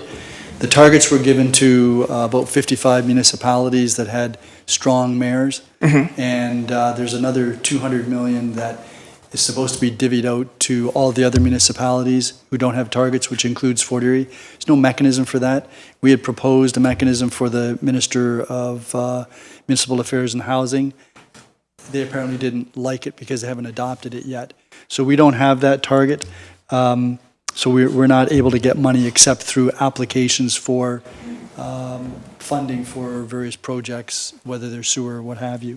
You also asked a question about the road improvements and what have you. That would be part of the functional services report and the peer review that's going on and recommendations that would be made to us by our infrastructure services. The other questions that you've asked, we will take up with staff when we get to the report. Are there any members of council that have any questions of Mr. Martin? Thank you for coming to Canada, and good luck with your application for citizenship. Thank you. You're welcome. And the lady at the back.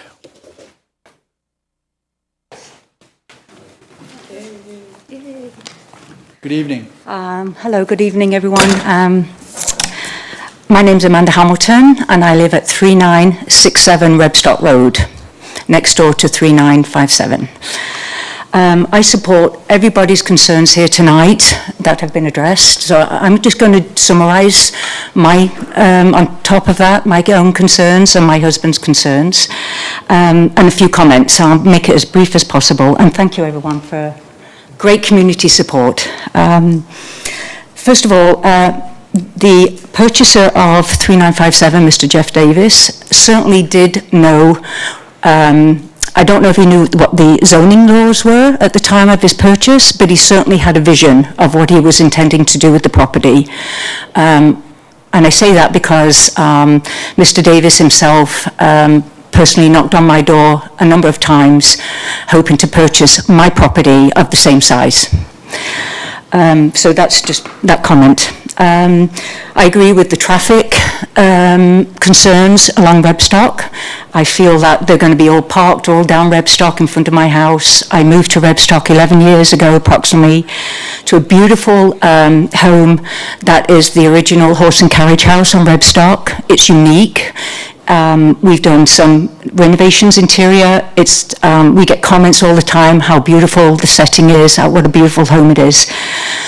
My concern is the number of properties going next door. I'm all for development. I'm all for growth in the community. I think it's important. I think it's positive. It supports businesses. I too am self-employed. But the number of units going in, I moved out of Beamsville because I started to feel I was living in a concrete jungle, and now that concrete jungle is moving next door. The aesthetics of the build, the design of the builds that you're creating here, I'm going to feel like I'm going to be living in Mississauga. I mean, it just does not flow and go well with the whole, not just Rebstock Road, but Crystal Beach as a whole. Quite frankly, they're ugly. They're absolutely ugly. So the ER services, access to the back of these properties, how tight you're putting them in. Have you considered the emergency services access? I'm sure you may have, but let me just, a few notes, just point. So the east side of my building, my home, my concerns are drainage. I have 3 massive windows, beautiful windows that let in natural light on the east side of my home. They're not really, although it's a basement, but it's ground level. They're going to be blocked. That's totally going to be blocked. And the distance between the first home, I'm concerned about the drainage coming down into my basement on the east side. Very concerned.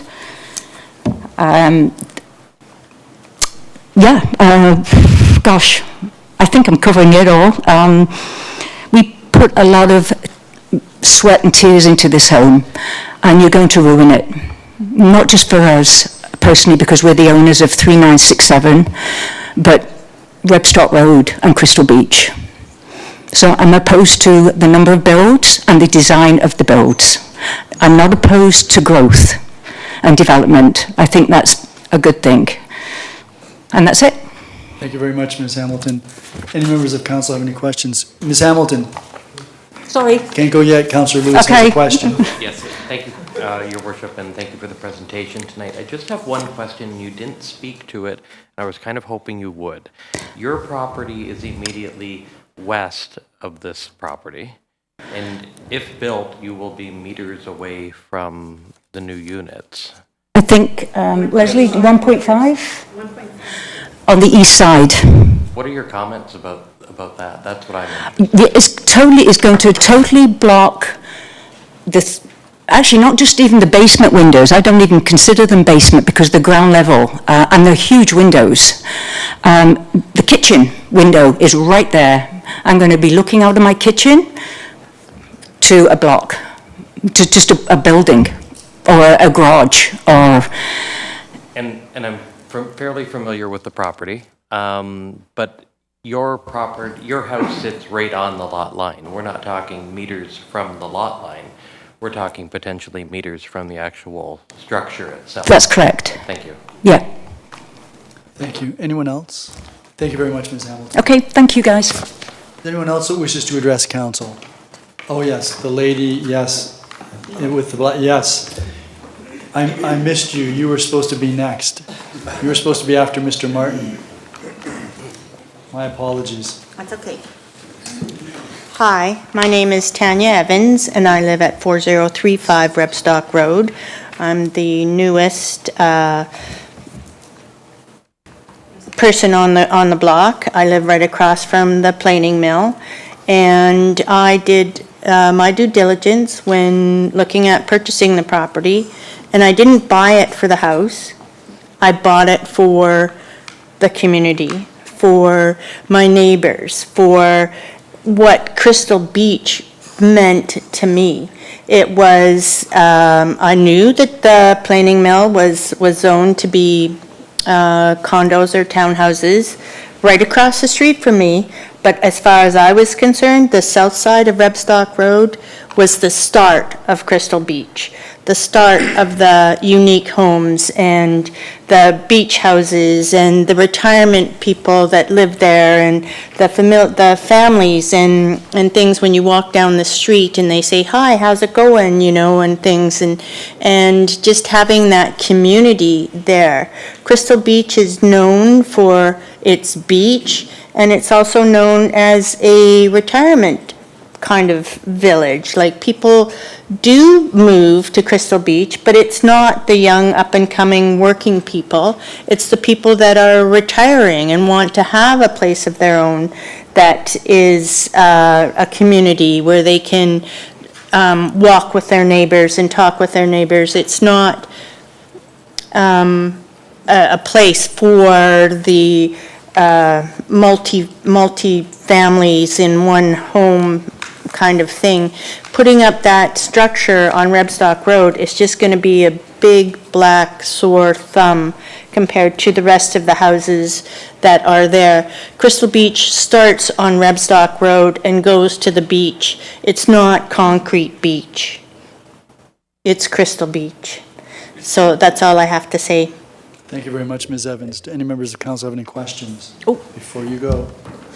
No, you're good to go. Okay. Thank you. Anyone else? Reverend Thomas. So William Thomas, 4065 Village Creek Drive, not a resident of Crystal Beach, but I love the beach. I just want to bring up two things. One, you know what I'm going to bring up, but the other is a little bit different. At the beginning of the council meeting, every time council meets, you actually do the land acknowledgement. And the land acknowledgement talks about how we want to endeavor to live with respect with creation, honoring those who have been here before us. But those are more than words. And I think that when developments like this, particularly in places where there will be a severe impact on the environment itself, that land acknowledgement has to hold some sway for this council. I think that if we're truly going to live into the land acknowledgement, then we need to think about what happens with that drainage and what is the impact not only on the surrounding properties, but on the environment, on creation itself. So I think, so that's the first thing, and that's new for this development. I've never said that before. The second thing is, and here's my go-to, I didn't hear any comment, any mention about affordable housing like affordability in this development. And I think that, so we have a plan, Fort Erie has a plan, and part of that plan, and I know because I sit on the committee that's trying to get the work done, is affordable housing in the community. I would be more than interested in knowing with this new development, what is the price point, and is it anywhere near affordable?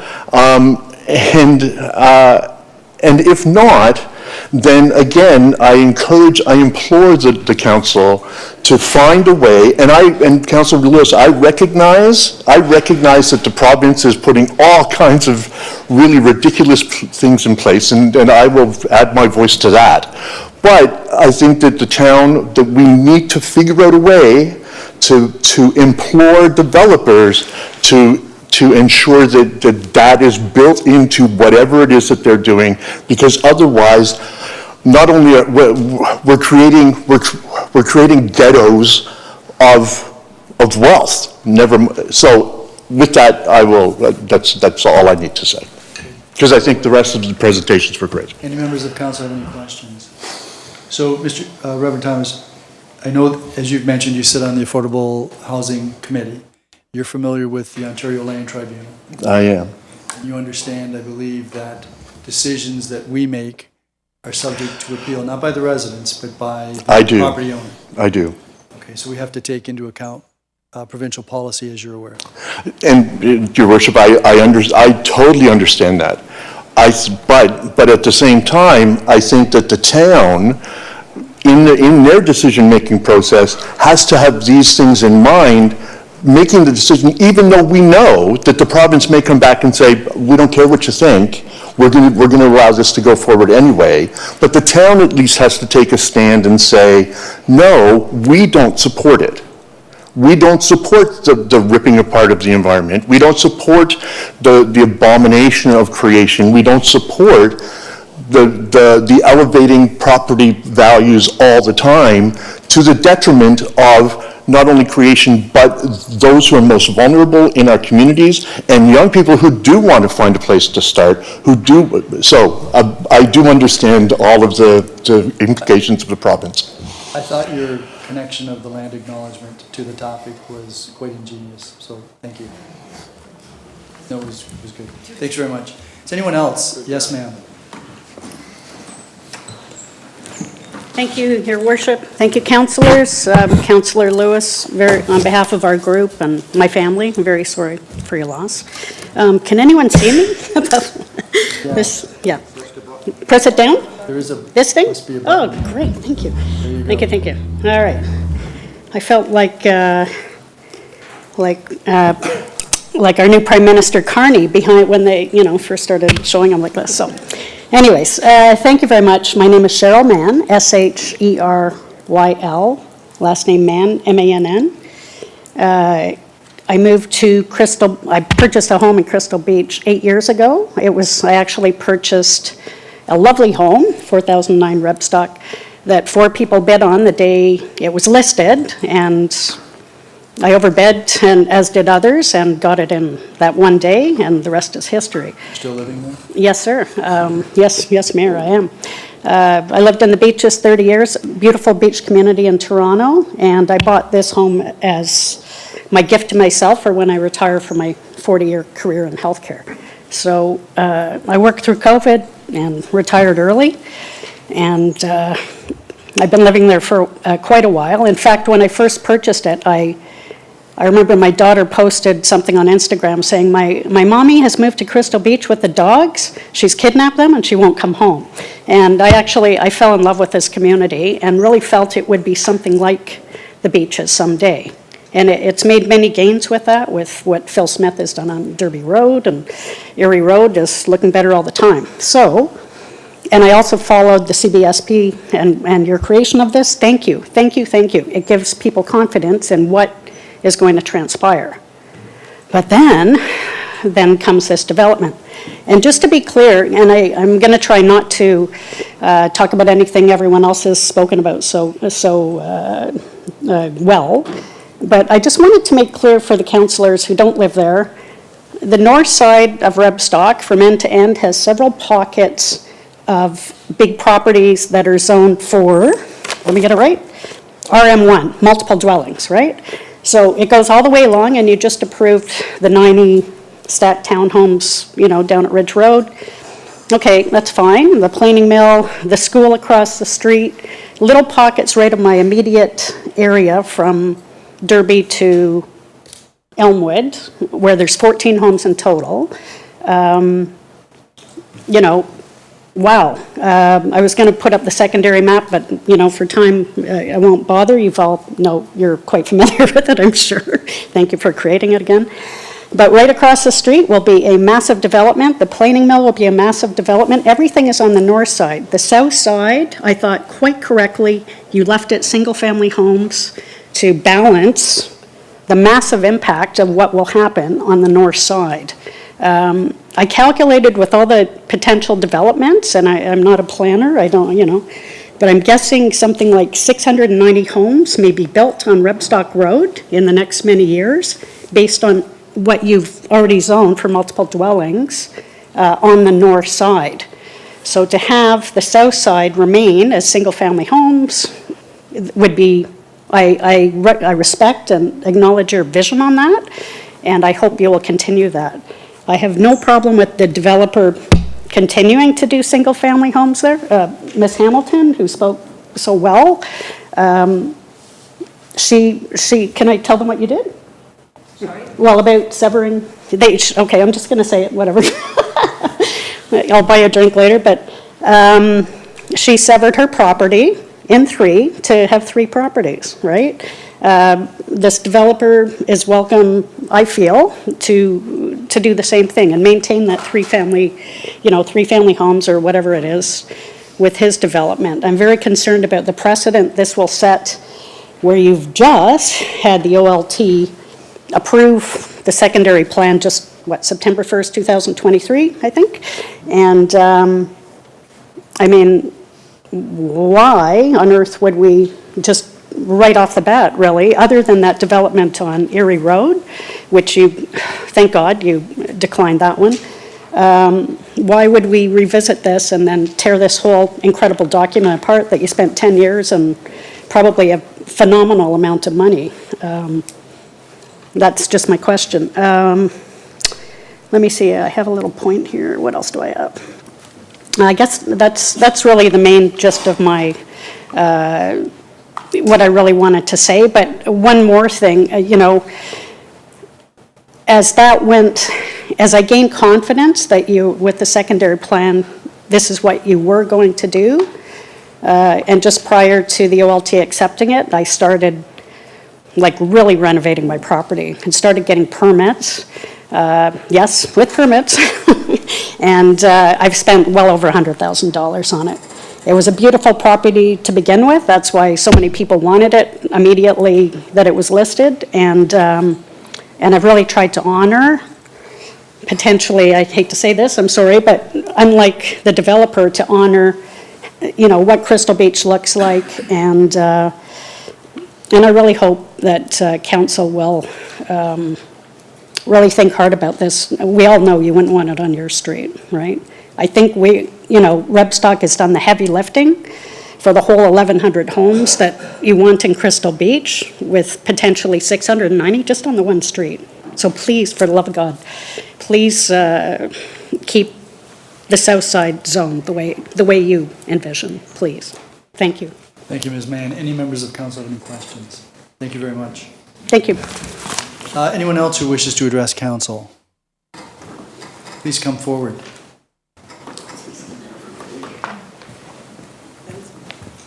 Good evening. Good evening. Thank you for the opportunity. Cappy Golubienko, Golubienko, residing at 196 Derby Road.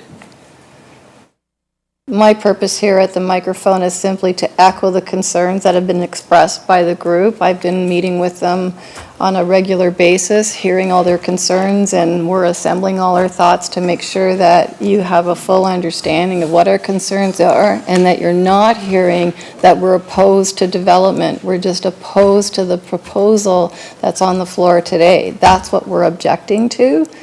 And it is my opinion that the proposal that was put forward was a bit too generic, a bit loosely worded. It contains some key phrases that might appeal to town council because it's included in the Crystal Beach secondary plan. So it just seemed like not a lot of thought has been given to the impact on the current homeowners and the makeup of the community as it exists on the south side of Rebstock. You've heard us all, we're very aware of what's coming on the north side of Rebstock. That's why we're so adamant of preserving the way the south side of Rebstock looks between Elmwood and Derby.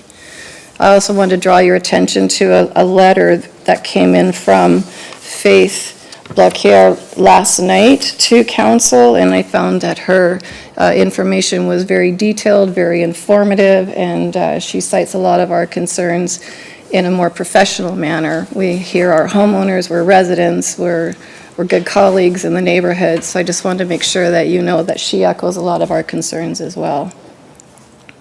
Thank you very much, Ms. Golubienko. Any members of council have any questions? And we do have Ms. Blackier's correspondence.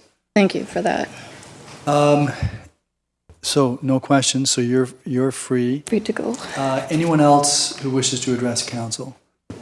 Mr. Patton, is there anyone in the digital waiting room now?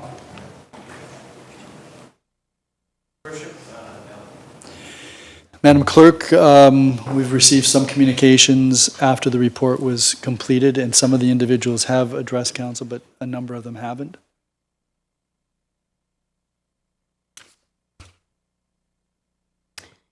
Yes, Mayor Redekop, there are 46 names, so I can read that out, so I just ask for a little bit of patience here. Graham Clark of 4029 Rebstock, Fran Dixon of 215 Crystal Plaza, Catherine Joss and Lane Douglas of 158 Elmwood, Karen and Ken Martin of 87 Derby Road, Janice Scott of 197 Derby Road, Rick Taylor, 183 Crystal Plaza, Terry Taylor, 183 Crystal Plaza, Tyra Imhoff and Dylan Campbell, 3964 Elizabeth, Heidi Collard and Kevin Collard, 190 Derby, Wayne Doddelin, 4009 Elizabeth Road, Doris Pepper, 193 Crystal Plaza, Heather Clark, 174 Elmwood, Steve Norris, 178 Elmwood, Fran Dixon, 215 Crystal Plaza. Francis Ward, 90 Derby. Dennis Papineau and Tony Lynn Papineau, 214 Crystal Ridge. Janice Bryson, 4023 Rebstock Road. Kelly Scott, 3964 Alexandra Road. Graham Young, 3954 Elizabeth. Colin Groves, 206 Crystal Plaza. Christopher Grunow, 152 Belvedere Road. Greg Oksnowski, 3970 Elizabeth Road. Gail Job, 182 Elmwood. Alistair Pope and Lana Lowen, 198 Derby. Celeste Ralph and Robert Ralph at 110 Derby. Mark Rowe, 206 Elmwood. Karen Cooper, 55 Elmwood. Robert Buchanan, 55 Elmwood. Georgia Demensky, 167 Elmwood. Renee Turbrack on Elmwood. Ruslan Lavrov of 115 Elmwood. Rita Leslie, 89 Elmwood. Jerry Turbrack, 4060 Rebstock. Kevin Matthews, 73 Elmwood. Greg Leifson, 63 Elmwood. Jesse Gilmore, 51 Elmwood. Carolyn Cooper, 219 Elmwood. David Joliffe, 4001 Rebstock. Linda Bond, 219 Elmwood. Marjorie Cybulski, 3801 Far Avenue. Tom Ferragalli, 153 Elmwood. Keith Ratcliffe, 1359 Orchard Avenue. Wendy DeVries, 66 Elmwood Avenue. Faith, as was noted, 157 Castle Frank Road, Canada, Ontario. And Dr. Amanda Jerome with no address, Drew Valley with no address. And there is one other that we received where we couldn't read the name and there was also no address. Okay, Those were all in opposition. Great, thank you very much. So I'm going to declare this public meeting closed, and we're now going to move to report PBBS 38/2025, and I understand, Councillor Christensen, you have the resolution for that, to put that on the floor. Yes, Your Worship. Moved by myself, seconded by Councillor Flagg, that Council receives for information purposes report PBBS 38/2025 regarding a proposed zoning bylaw amendment for the lands located at 3957 Rebstock Road. That report is on the floor for any questions or comments. Councillor Noyes. Thank you, Mayor Redekop. I am concerned about the drainage. And it's been mentioned many, many times about this, and I know that there's a peer review, and I know we haven't had the results of the peer review to see exactly what it is, but from the pictures and from the many comments, I'm very concerned that we're going to have a major problem down the road, particularly if we're relying on individual homeowners to maintain the pump. I just see it as a problem.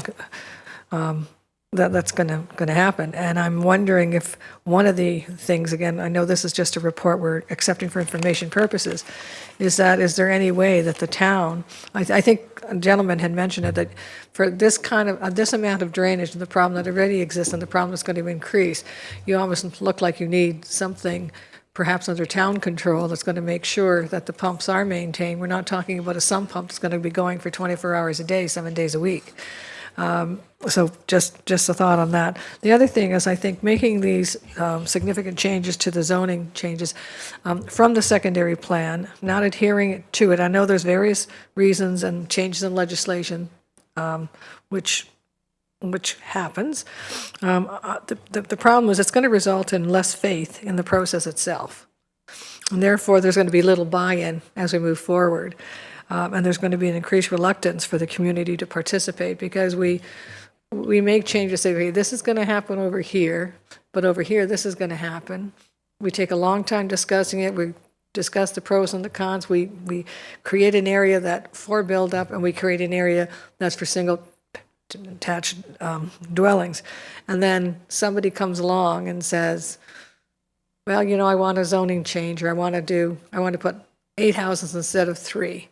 Or and it goes on and on and on. So I am concerned about us not adhering to the secondary plan and the reluctance that it's going to, as we move forward in other secondary plans, that people are even going to think that it makes any difference or it holds any weight.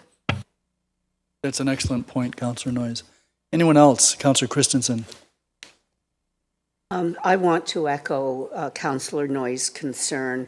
I experienced a vote recently in my own ward with respect to a significant infill increase in densification on a secondary plan that was set in 2014 on an official plan that was 2011.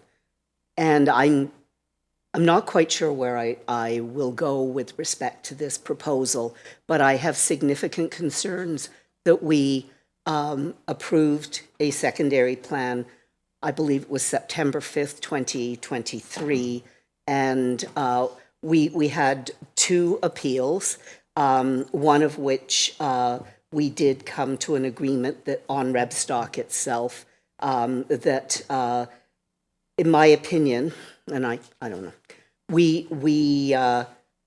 it was significantly less than the original proposal, but significantly more than I believe anyone in the community wanted. We have come to an agreement on that, or there's a settlement on that. This is, as Councillor Noyes pointed out, this is a new secondary plan. It was approved.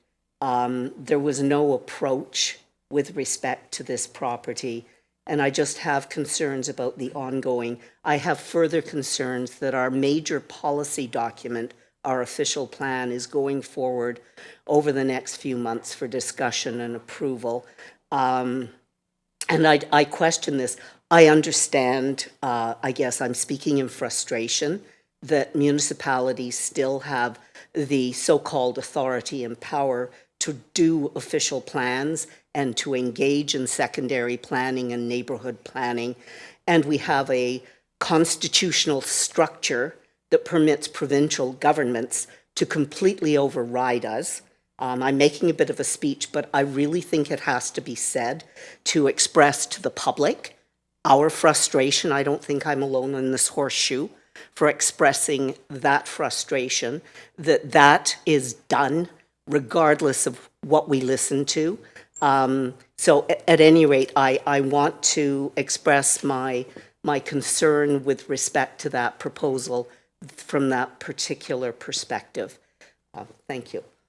Thank you very much, Councillor Christensen. Councillor Lewis. Thank you. I'd be hard-pressed to not weigh in on this one.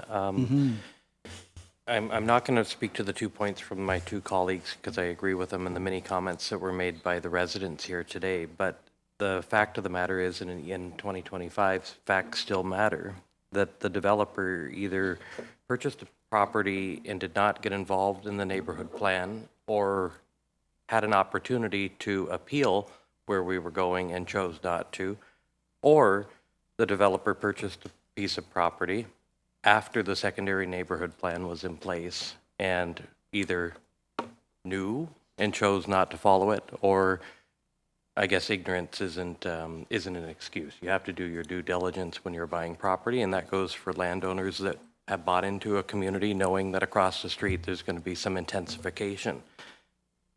You articulated the frustrations with the provincial policy, so I'm not going to go there. But my position is, this is an information report. I am going to support the report tonight because I always support more information at this stage. But the secondary plan is the secondary plan, and I think that needs to be defended because it was built by the community, it was built by our staff, and we either do secondary plans for a reason and follow through with them, or we don't. And a lot of good value has gone into those. The first neighborhood plan won awards 20 years ago. The secondary plan builds on that, and you know, when I look at the community, I'll use an example. A couple of weeks ago, when there was a federal election, I'm standing in the voting booth, and I realize I've been here 10 minutes, and I don't know anyone in this room. Our community has changed. There are new people coming here, and I have always been a welcomer of new community and new people coming here because it adds to the richness, it supports the businesses, and quite frankly, we needed a little bit more diversity around our community. But I do believe the secondary plan needs to be upheld, and I'm going to support the information report tonight, just so everyone's clear. It's for more information, and this will not be the first meeting on a topic of townhouses on Rebstock Road, but I thank the community for coming. I thank council for listening, because we did start at 6 and it's now 8:15, so I won't take any more time, but those are just my comments on the issue tonight. Yeah, thank you, Councillor Lewis. And just for clarity, those aren't stacked townhouses on Derby, on Rebstock near the park. They're townhouses. Some of them are back to back. Anyone else? Councillor Dubanow. Yeah, thank you, Your Worship. And I think some of the residents in the audience know that my opinion on this is a little different. But I want to share, just for some of the new residents, my knowledge of the area, because I was a kinsman for many years, and the intersection of Derby and Rebstock Road was one of our stops on the Salvation Army food truck, and it was our busiest stop. We used to stop right in front of the apartment. The Crystal Beach School used to be across the street at the time. And we used to stop there, and we used to get a flood of kids and young families who used to come for food assistance. It traditionally, for those who are new to the area, it's been an area that has struggled in the past. There were a lot of families that were underhoused, low-income families. And since the gentrification that's kind of started since 2016, we've seen a change, and many of those residents have been displaced. So, you know, the knowledge of that neighborhood in that area, I think it's important to put into context, because things change all the time. And I'm talking 2013, and in that short period of time when the school was torn down and everything happened, there was a drastic change in that neighborhood, and we are going to continue seeing changes in that neighborhood that we know are coming forward. I'm not going to touch on the provincial planning statement and everything else. I think it's very frustrating as a councillor to know that there's someone at Queen's Park above us who can override any decision we make that we feel is in the best interest of our community. And it's because of that provincial policy statement why I'm actually surprised at the scope of this development. And to give some context, we've had similar sized parcels in the municipality, in Ridgeway and in my end of town in Fort Erie, where to say that they have tried to shoehorn a development in to eat up every square inch of the property as developable land would be putting it polite. A lot of times we see properties like this that have, for development, where they'll do private roads, they'll kind of turn things around. That's similar to what happened at 4409 Erie Road on the waterfront. I'm surprised to see on a parcel this size, just 2 street townhouse blocks with massive backyards and amenity space. And I know many residents in the neighborhood have raised concerns. When I look at it from that context, and perhaps my life experience is different. I'm a millennial. I'm of a generation. I'm fortunate enough to own a home, but there's many people my age who don't. We view things differently. Maybe it's just my knowledge of the neighborhood and my time there when I was a kinsman and the things I did. But I just have a difficult time contextualizing for lack of a better word, the rhetoric that it's going to destroy the neighborhood. I don't see it. I'm very familiar with the area. The way I look at it is, if with every single development proposal that has crossed my desk as either chair or vice chair of what was planning and development services and now planning, building, and bylaw services, compared to some of the stuff I've seen, to have this kind of backyard and this kind of amenity space where you can put up a swing set, maybe even a small swimming pool for the kids to enjoy, this kind of development is few and far between. So I felt it was important to say that, to have that voice shared here at council. I know the residents are, thankfully they're not booing me, and I appreciate that. And I think the public meeting went very, very well. It was very respectful, and I appreciate that. And I'm glad everyone came out to speak this evening. But I have a little bit of a different view on this. And they could have built an apartment on here, and I think they're being very sensitive with what trying to do. Still meets the low density units per hectare. There's a lot of facets here with regard to the secondary plan and how it applies. So I look forward to the recommendation report. Obviously, I think everyone on council is going to support the information report, but I just wanted my comments on record because I've shared them with some residents. I know they disagree with me, but you don't get into this chair here without having the courage of conviction to actually speak your mind and share how you feel. So thank you very much, ladies and gentlemen, and thank you, Mr. Mayor. Thank you. Anyone else? And I have a few questions raised by some of the, I'm sorry, did you have your hand up, Councillor Flagg? Go ahead. Thank you, Your Worship. Just a question. If there is no change in current zoning, what would the options be for the landowner as far as number of homes to frontage and that type of thing? Ms. Delwaria? Your Worship, through you to the councillors, if there's no change in zoning, which is R2, the applicant can have single-family homes, single detached dwellings or semis. If they proceed with single detached dwelling, they can have 3 dwellings, 3, or if they come in for a reduction in lot frontage, so maybe 4. And if they proceed with semi, they can have 2 semi-detached dwelling, which means a total of 4 units. And if I may, Your Worship, and each could then contain by statute an accessory dwelling unit, correct? That's correct. Thank you, Your Worship. Thank you. So, were you checking my notes? I can't read that.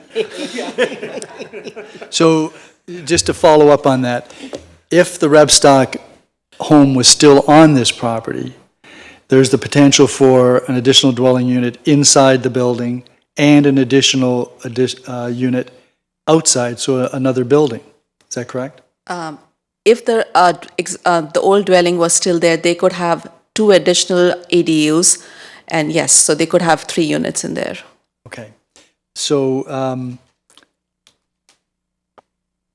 I'm not sure what you were hearing, but I was hearing a lot of talk about the character of the neighborhood. Is that what you were hearing? Yes, Your Worship. Okay, and I'm assuming that your staff who are here may be hearing the same thing. Just to go to some questions that were raised by some of the speakers, Mr. Golobienko asked about the 2 parking spaces, and it looks to me from the report that one of the parking spaces is inside a garage and the other one is outside? That's correct. And he also asked about the road widening. He stated that there's no plan for road widening. I don't believe we can ask for road widening unless there's some type of plan. Is there a plan or not? So, Planning Act does not allow road widening as part of the zoning. If the zoning gets approved and they come in for a subdivision plan or a consent, whatever that might be, that is a time when staff can ask for a road widening. So I know this as a fact because when I was a young lawyer, there was a request by the region for a road widening, which we disagreed with. And unless there's a plan to widen the road, a road widening isn't appropriate. Do we have a plan? Is there something in our official plan that talks about the width of this road? Yes, Your Worship. If it's identified in the official plan, a council has a right to take it, like staff has a right to take it. Okay, great. Mr. Martin asked some questions about drainage, and he was wondering, Mr. Frost, you may be able to help, or this may be something that comes out of the peer review of the functional servicing report about how much groundwater would be going north to the road and how much would be going south. Is that something we would know yet? Through Your Worship, at this point in time, without having an actual site plan showing the lot grading, we can't really comment how the developer intends to drain the property. With the peer review and the functional servicing report is more about confirming if there is capacity in the existing systems we have to take on more flows, as opposed to how the site itself will operate once it's been designed. So we don't have that information at this point in time. Okay. And is Derby a collector road? That would surprise me if it is, but would you know that, Ms. Delwaria? And if not, could we get clarification on that? Your Worship, I can quickly check. It seems it's an arterial road. Arterial, yeah, Yes. okay. And then there was a question about the speeding and whatever. Do we have something up on Rebstock right now or Derby with respect to speed, trying to determine speed issues in conjunction with potential traffic calming? Yeah, Your Worship, I would have to clarify exactly where we have our speed trailers out right now, which we rotate throughout town, as council is aware. And then with our traffic calming policy, we may have another inquiry or study going on in that area, but I would have to check with our traffic engineering Well, uh, staff. I know you've got them on Sunset and Pettit. Okay, and then also there was a question by Ms. Hamilton about, and Ms. DeWar, you can maybe respond to this, about how is access to the rear of these properties gained if you've got a 1.5 meter side yard and you've got a 1.5 meter strip between the parcels? How do you get to the rear yard if you need to with something other than riding lawnmower as an example? Your Worship, that's a standard requirement in our zoning bylaw, 1.5 meters. So in fairness to the applicant, we cannot ask for more than 1.5 meters. That's the requirement in the zoning bylaw. It's prevalent in all the zones, and so it's nothing that they are not providing. So, and maybe Mr. Frost, you can respond to this. Should we be concerned about an elaborate system for drainage, which could include a pump and manholes and what have you? Should we be concerned about that possibility and a 1.5 meter access point to the rear yard?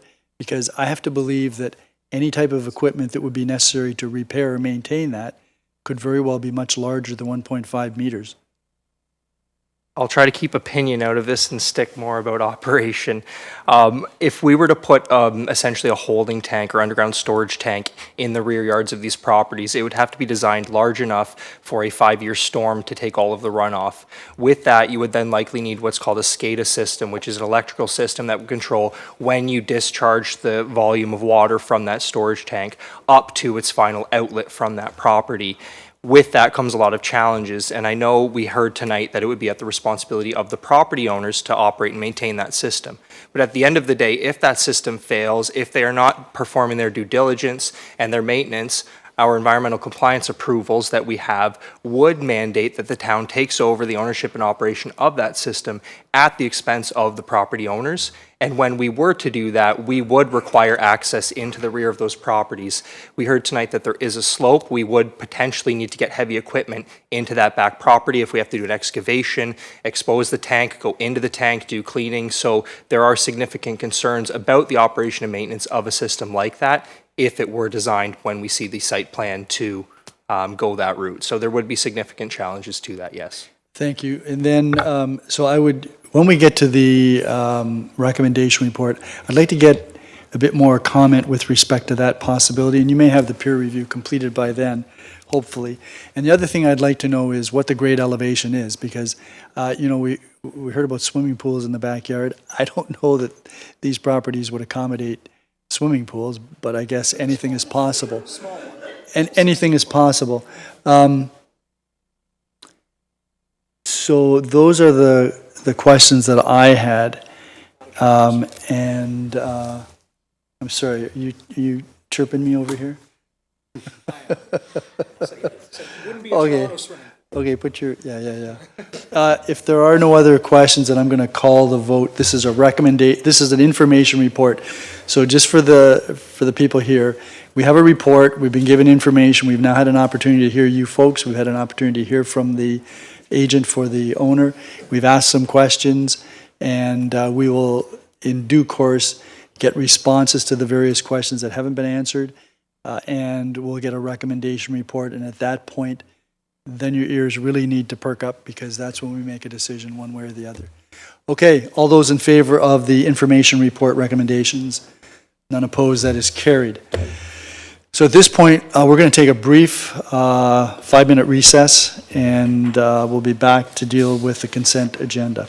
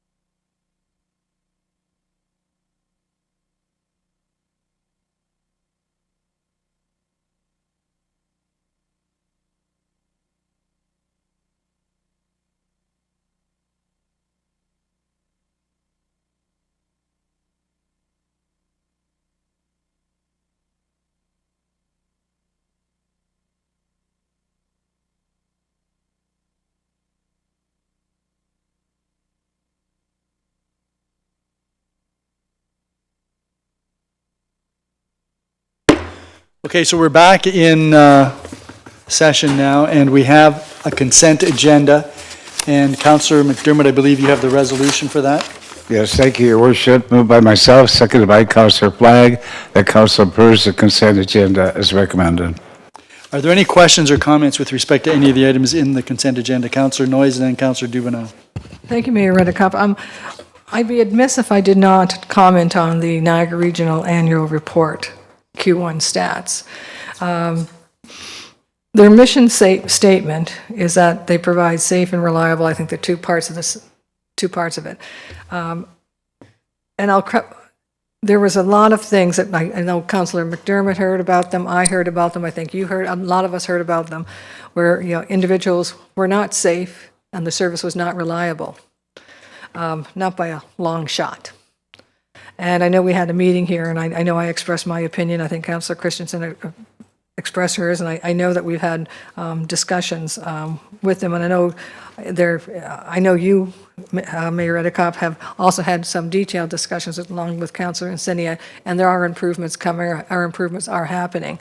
But when I see when I see a thing about, like a report about 2024, not only do you have to comment on your successes, I think you need to comment on your problems too, where you missed the mark.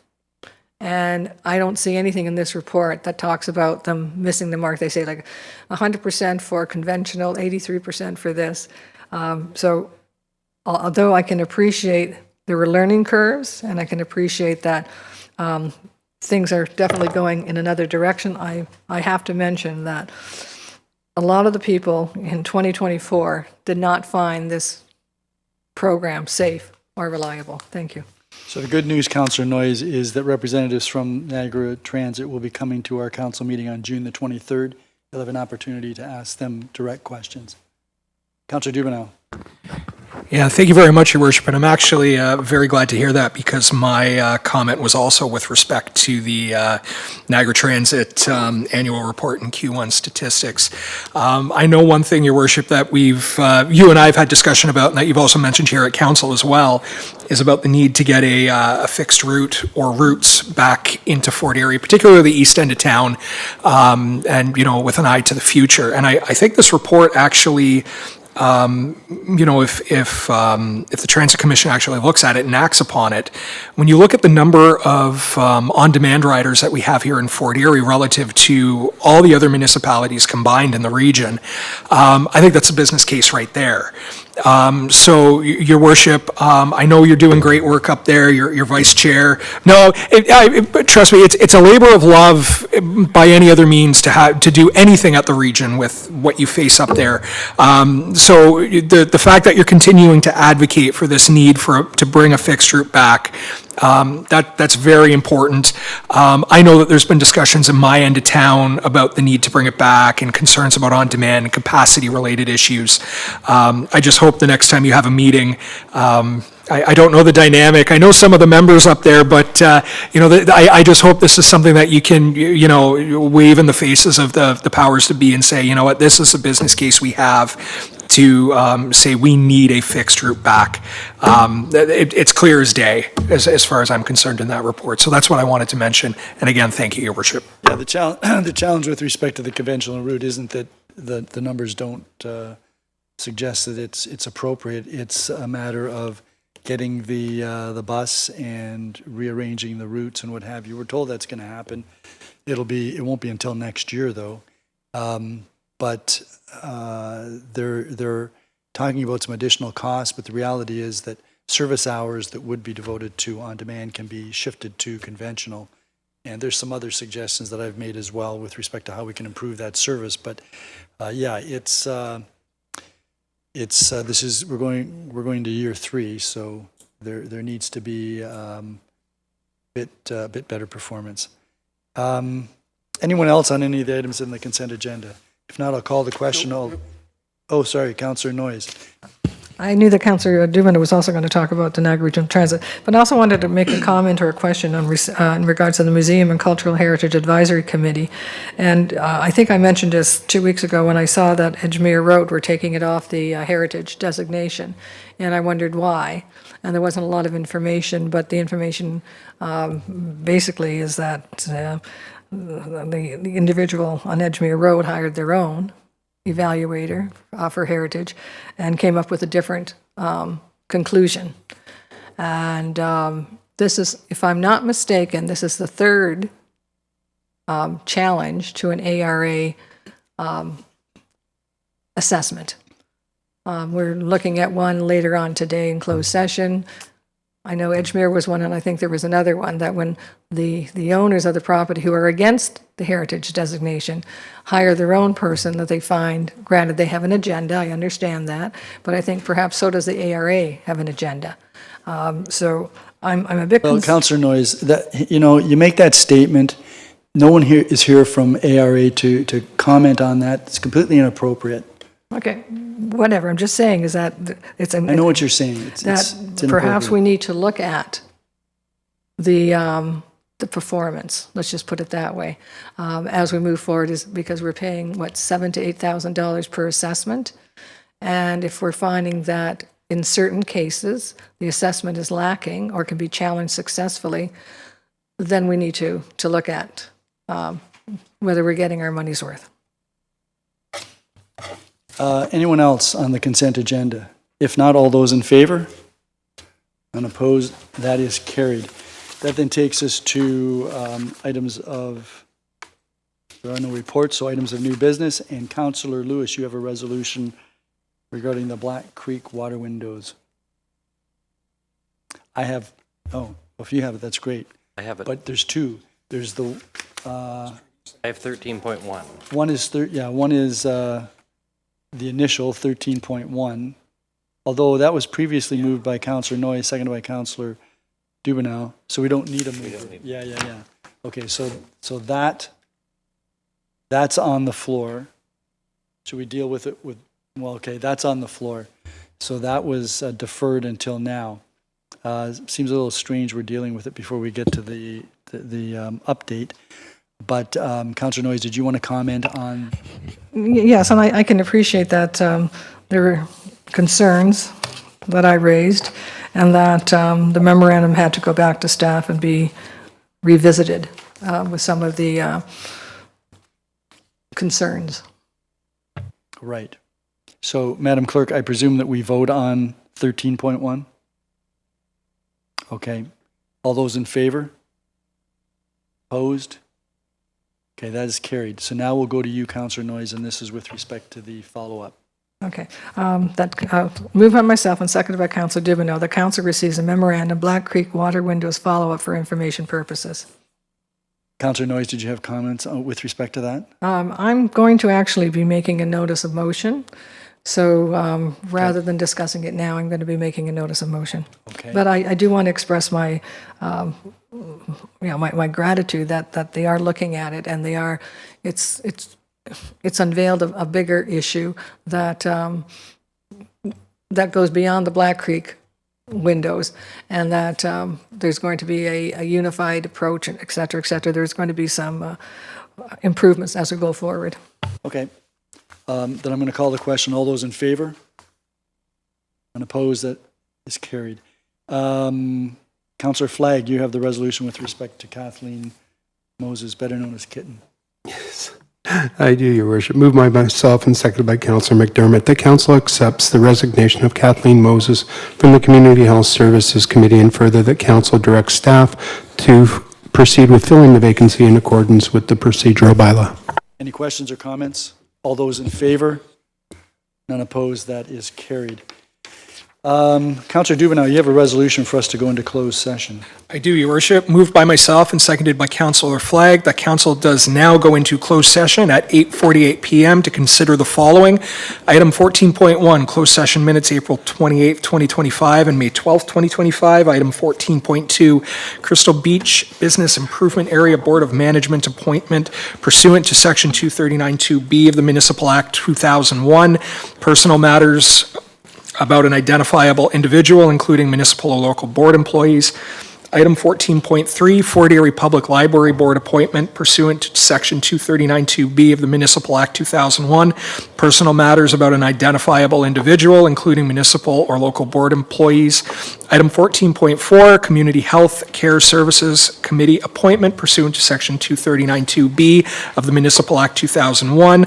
Item 14.5, PBBS 39-2025, 1 Burns Place, OPA, ZBA, OLT Appeal Recommendation Report pursuant to Section 239(2)E, litigation or potential litigation, including matters before administrative tribunals affecting the municipality or local board, an appeal to the Ontario Land Tribunal for a combined official plan and zoning bylaw amendment application, heritage designation, and heritage permit demolition for 1 Burns Place, and item 14.7, bylaw 47-2025 to amend zoning bylaw 12990 as amended, 3741 Nye Road pursuant to Section 239(2)E of the Municipal Act 2001, litigation or potential litigation, including matters before administrative tribunals affecting the municipality or local board.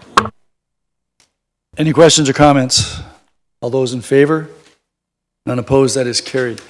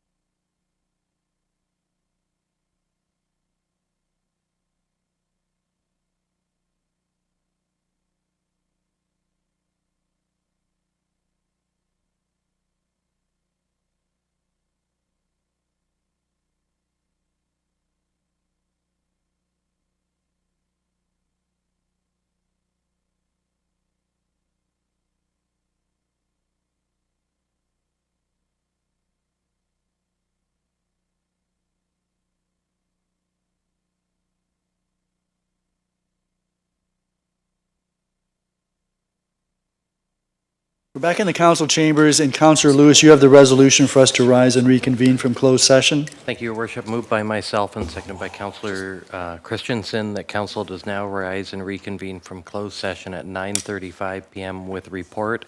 Item 14.1, that council approves the closed session minutes of April 28th, 2025 and May 12th, 2025. Item 14.2, that council appoints Sandra Fishman to the Crystal Beach Business Improvement Area Board of Management for the term ending November the 14th, 2026, or until their successor is appointed. And item 14.3, that council appoints Daniel Turner to the Fort Erie Public Library Board for the term ending November the 14th, 2026, or until their successor is appointed. And that council appoints Kimberly Shute to the Community Health Care Services Committee for the term ending November the 14th, 2026, or until their successor is appointed, and that item 14.5, that council authorize staff and legal counsel to proceed as directed in closed session, and 14.7, that council authorize staff to proceed as directed in closed session. Are there any questions or comments? All those in favor? None opposed, that is carried. That takes us then to motions, of which there are none. Notices of motion, Councillor Noyes. Yes, thank you, Mayor Redekop. I actually have three. The first one is to revise or review the Black Creek water windows time of use restrictions. And the second one is to review our animal control bylaw, I guess, as it pertains to you have to have a witness to the bite. It's in there, trust me, it's in there, and I don't think it should be. And the third is a process be established for playground replacements to include community council and appropriate committee involvement. Okay, and those are all returnable for the council meeting on June the 23rd?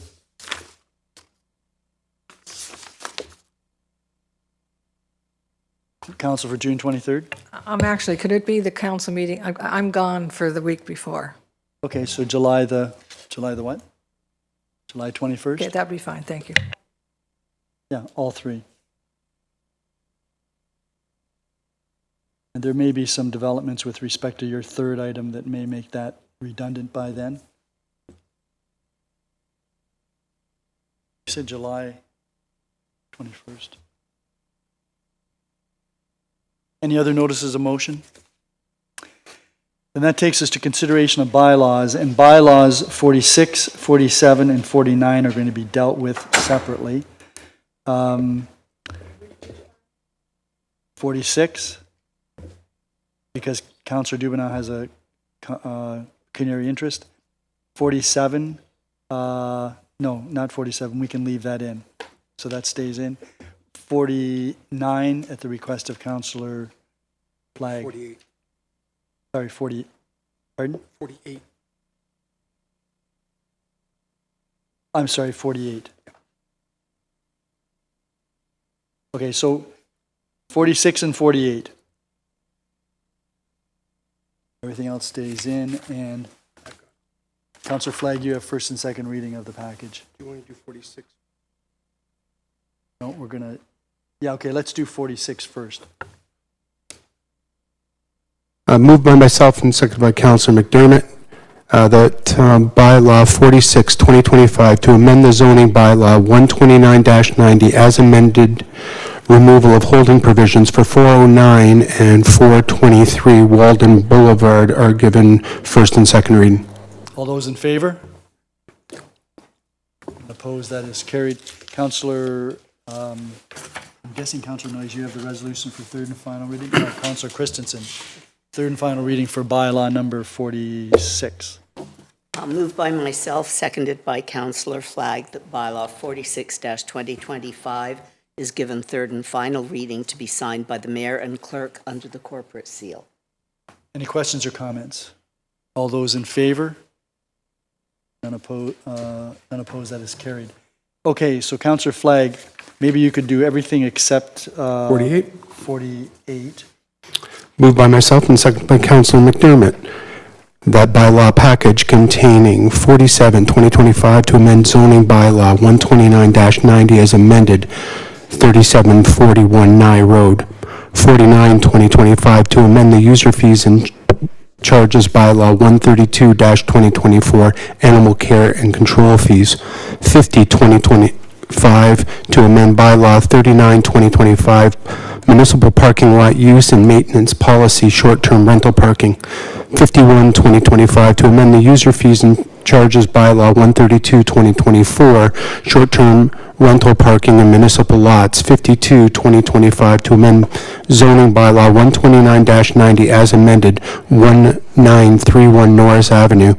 And 53, 2025 to amend tree bylaw 33-2024 clarification on enforcement and implementation are given first and second reading. All those in favor? Unopposed, that, those bylaws are on the floor for questions or comments. Councillor Flagg. Thank you, Worship. Just a small point on 51, 2025, the user fees and charges bylaw. There's 2 or 3 locations in there that it references Victory Day weekend. I know that that's a UK thing, but I don't think it's here. So just hoping that maybe the clerk can get Victoria Day instead of Victory Day. Madam Clerk, you'll get that sorted out? Yep, already done, Mayor Redekop. Already done? Wow. I gave her a heads up. Oh, I thought that was some type of psychic. Okay. Anything else? Councillor Lewis.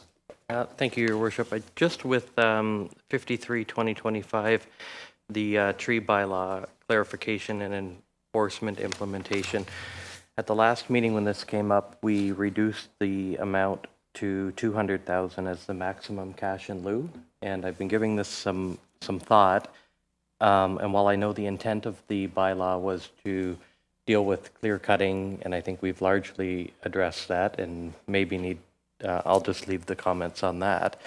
But with the housing crunch, the need for more housing, the costs being put onto the home buyer at a time when the province is looking for us to do things to increase housing stock, I'd like to put forward an amendment for discussion tonight with that table B2 of Schedule B of the draft tree bylaw be amended by deleting the reference to 200,000 as the maximum cash in lieu and proceed with the cash in lieu amount, and I believe it was 5.5 hectare site, and replace it with 150,000, and that this also be referenced throughout the document where it references that 200 limit. And my reasoning for this is I think we're still achieving what we're trying to achieve by having the tree bylaw in place and the formula for the cash in lieu.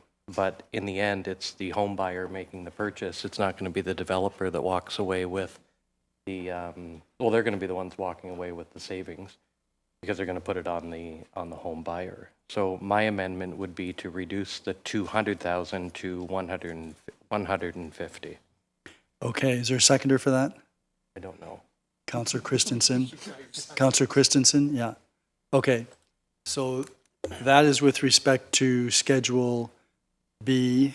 2, but it's going to need to include reference throughout the whole document because that number is referenced in multiple parts. Right. I didn't go through before the meeting every single part, but I would amend B2 and anywhere else that's referenced, or maybe staff have their suggestions. Madam Clerk, do you have any further suggestions? I think through you, Mayor Redekop, keeping it general, so we can say that bylaw 53/2025 to amend bylaw 33/2024 be amended by deleting reference to 200,000 as the maximum cash in lieu amount per 5.5 hectare site and replacing it with 150,000. Okay, and so before the bylaw is signed, we would review that and make sure it's referred to any place in the bylaw. Okay. Anybody have any questions or comments with respect to the proposed amendment? Councillor Noyes? Just a question. So rather than having 2 amendments, so you're not planning on changing the the 40,000 to 30,000 for any additional assessed amount? It would be, well, I guess it would be the 200 to 150 and the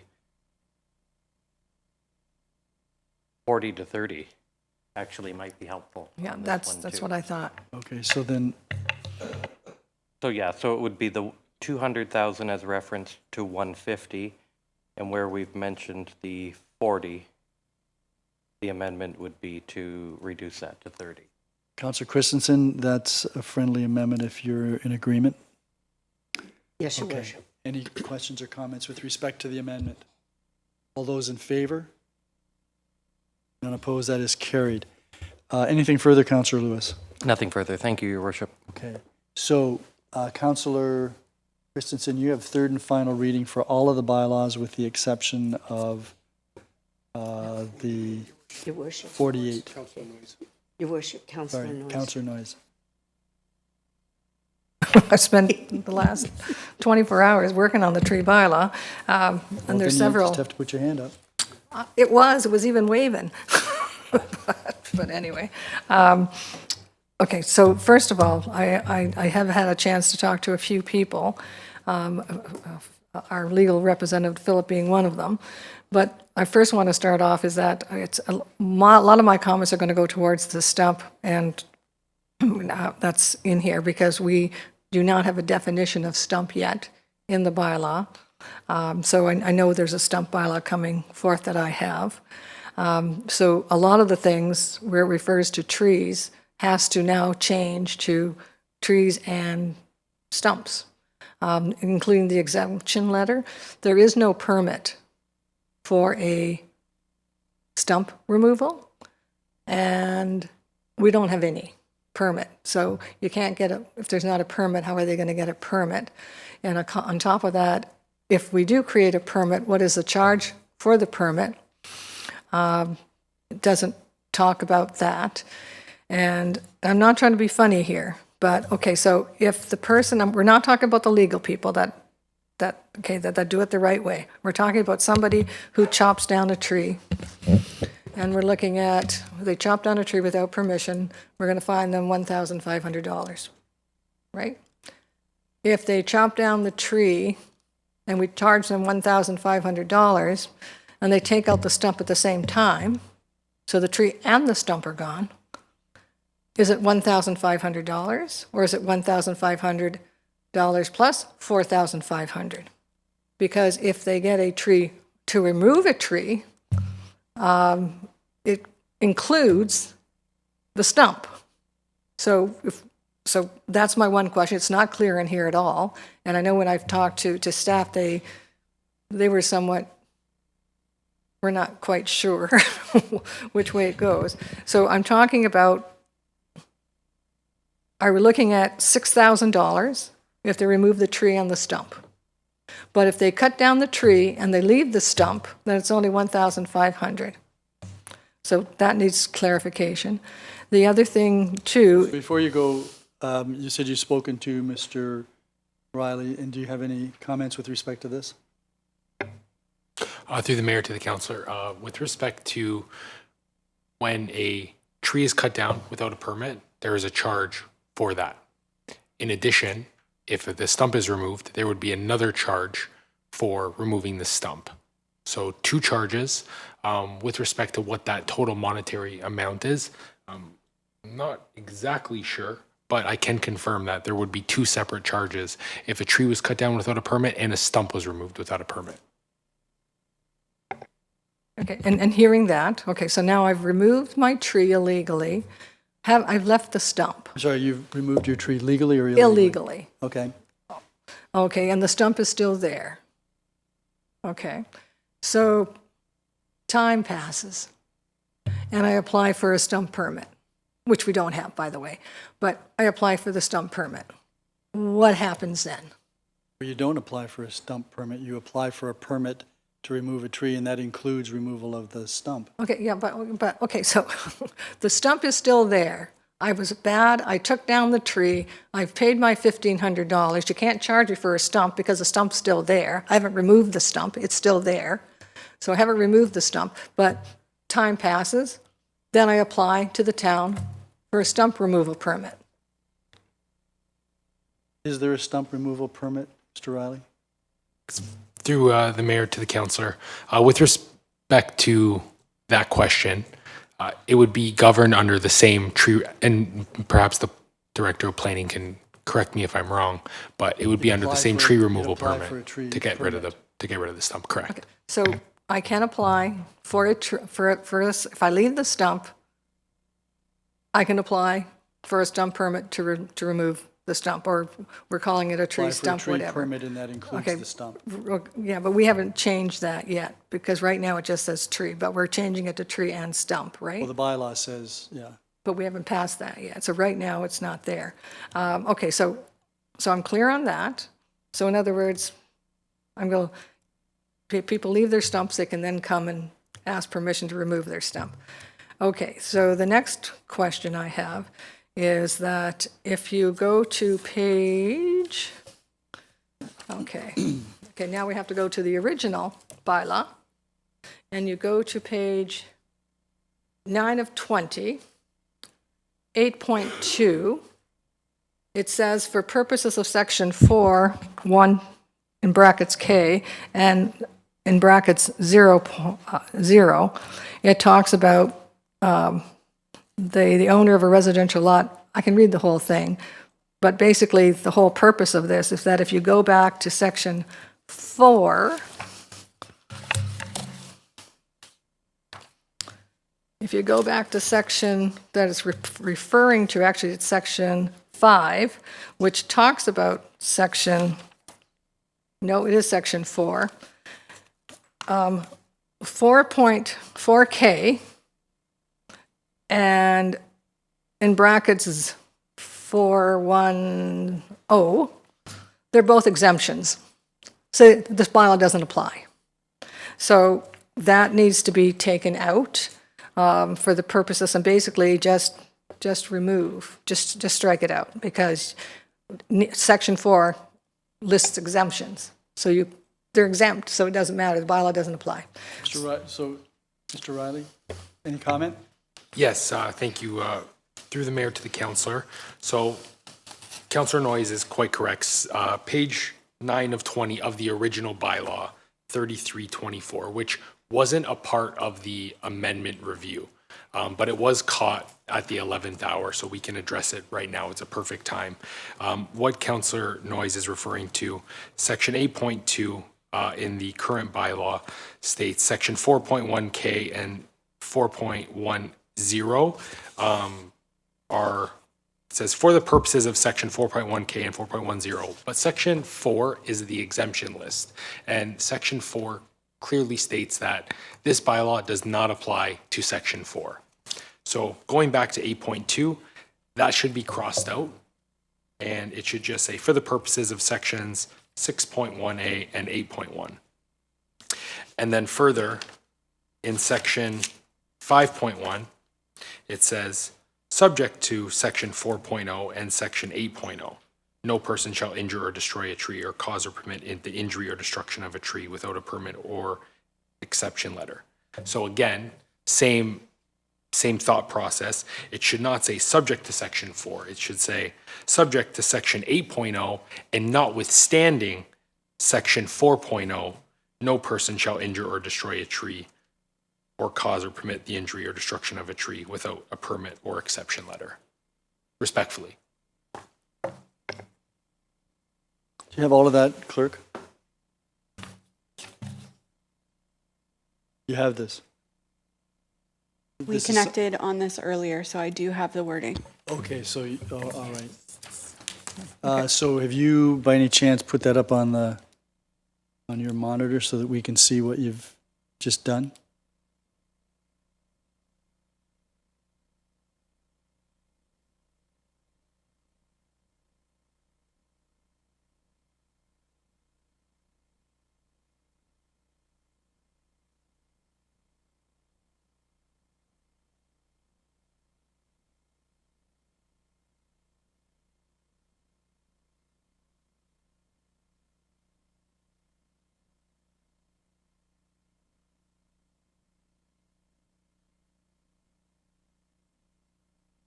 No, So- it's not a point of order. Okay, is that, are we, I already looked into that. so are we dealing with that tonight? That part of this amending bylaw? Sorry, Mr. Mayor, with respect to the, Okay, so we have under point 5, if one clicks on the consolidation of bylaws, item 5, this is what you were just referring to, Mr. Riley? To amend bylaw 33? sorry, Mayor Redekop, I don't have anything coming up on my screen. Do you have, it's on your agenda, so if you click on consideration of bylaws,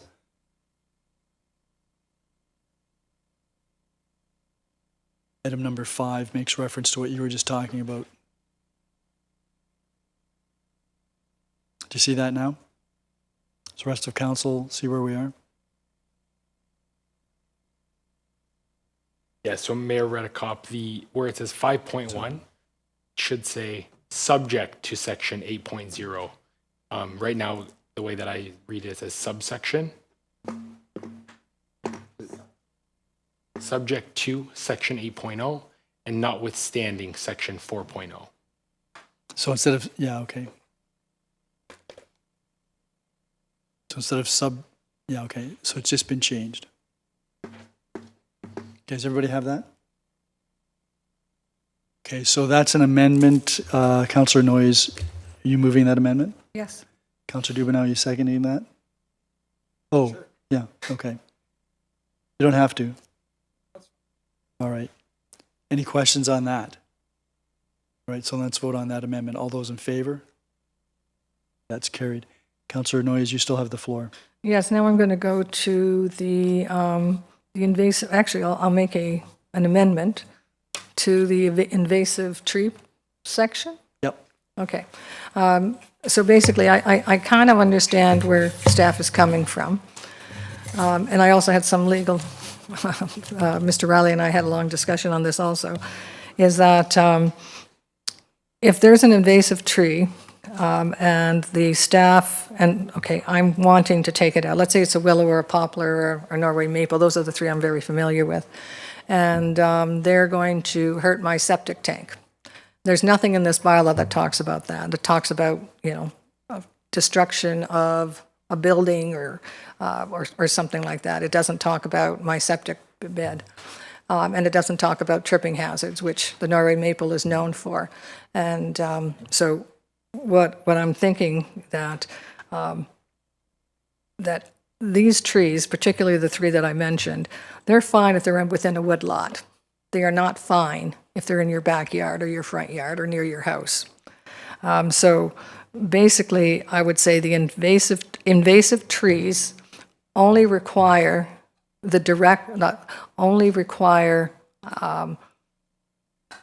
it's automatic if they're if they're close to your house or on your property.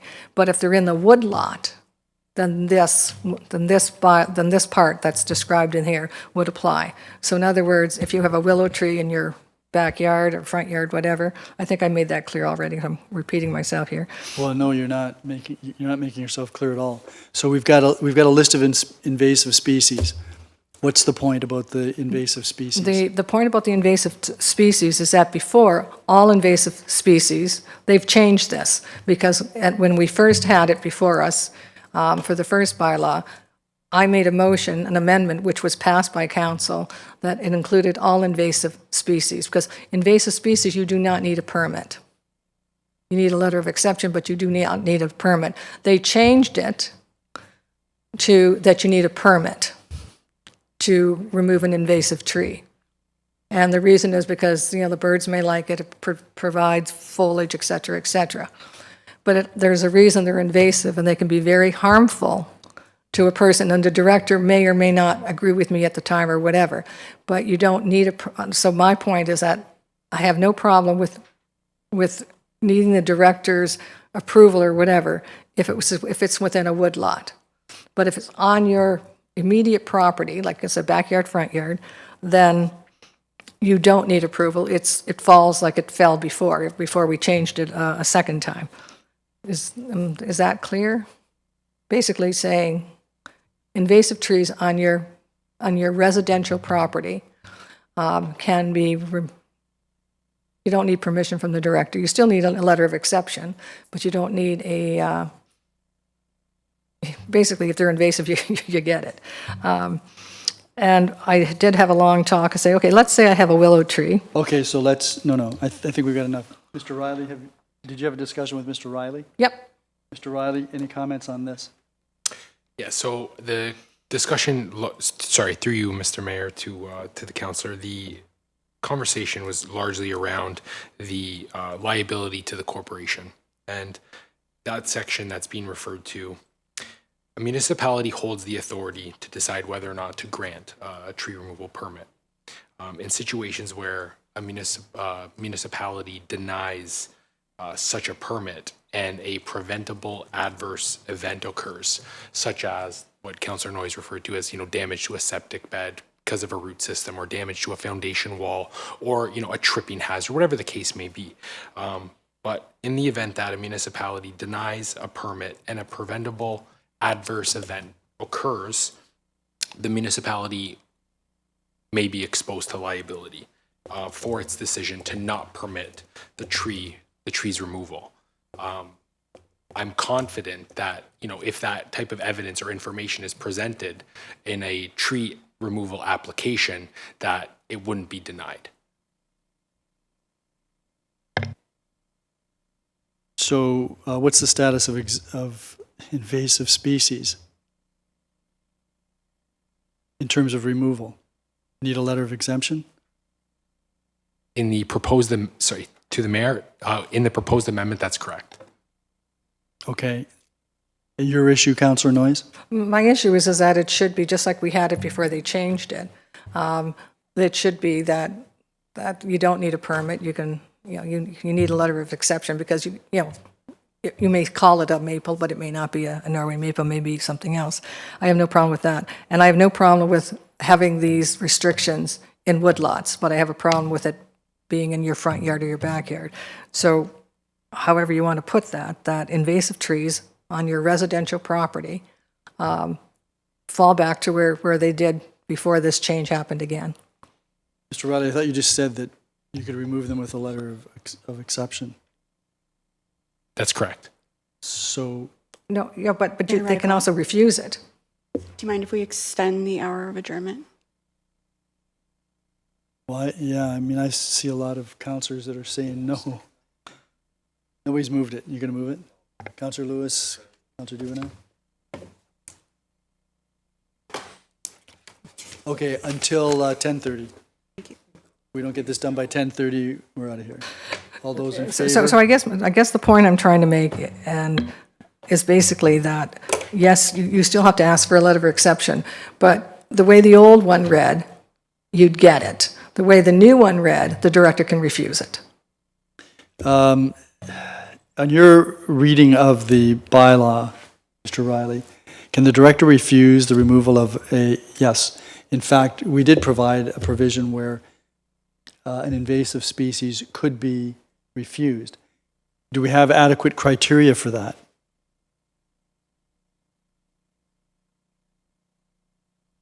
Mr. Riley? To the mayor, so the question is whether or not in the permit application there would be requisite criteria for what the invasive species would be? So the amendment is that section 6.1B says in some circumstances where invasive species may require compensation, and then it's kind of poorly worded, invasive species can provide a large canopy cover and habitat to bird and bat species, invasive species, etc. So on what basis would the discretion of the director be exercised? Can I defer to the director? Sure. Director?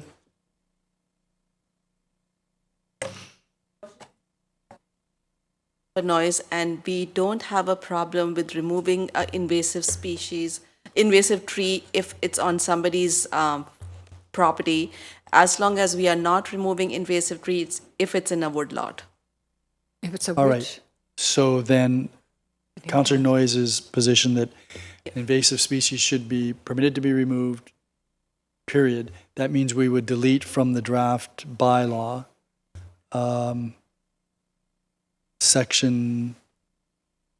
paragraph 5 in the draft bylaw, which relates to, paragraph 4, which relates to paragraph 6.1B. That would be deleted? So we are fine to remove the invasive species from a residential lot, but not from a wood lot. Exactly. So some invasive species on a woodlot could be removed, but the staff would still have the ability to prevent that. But on a residential lot, invasive species goes. Yes. Right, so what would be the wording for a revised section 6.1B?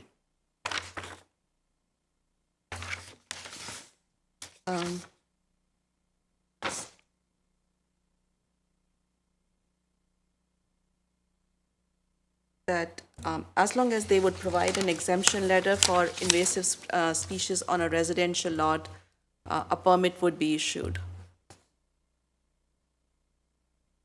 Or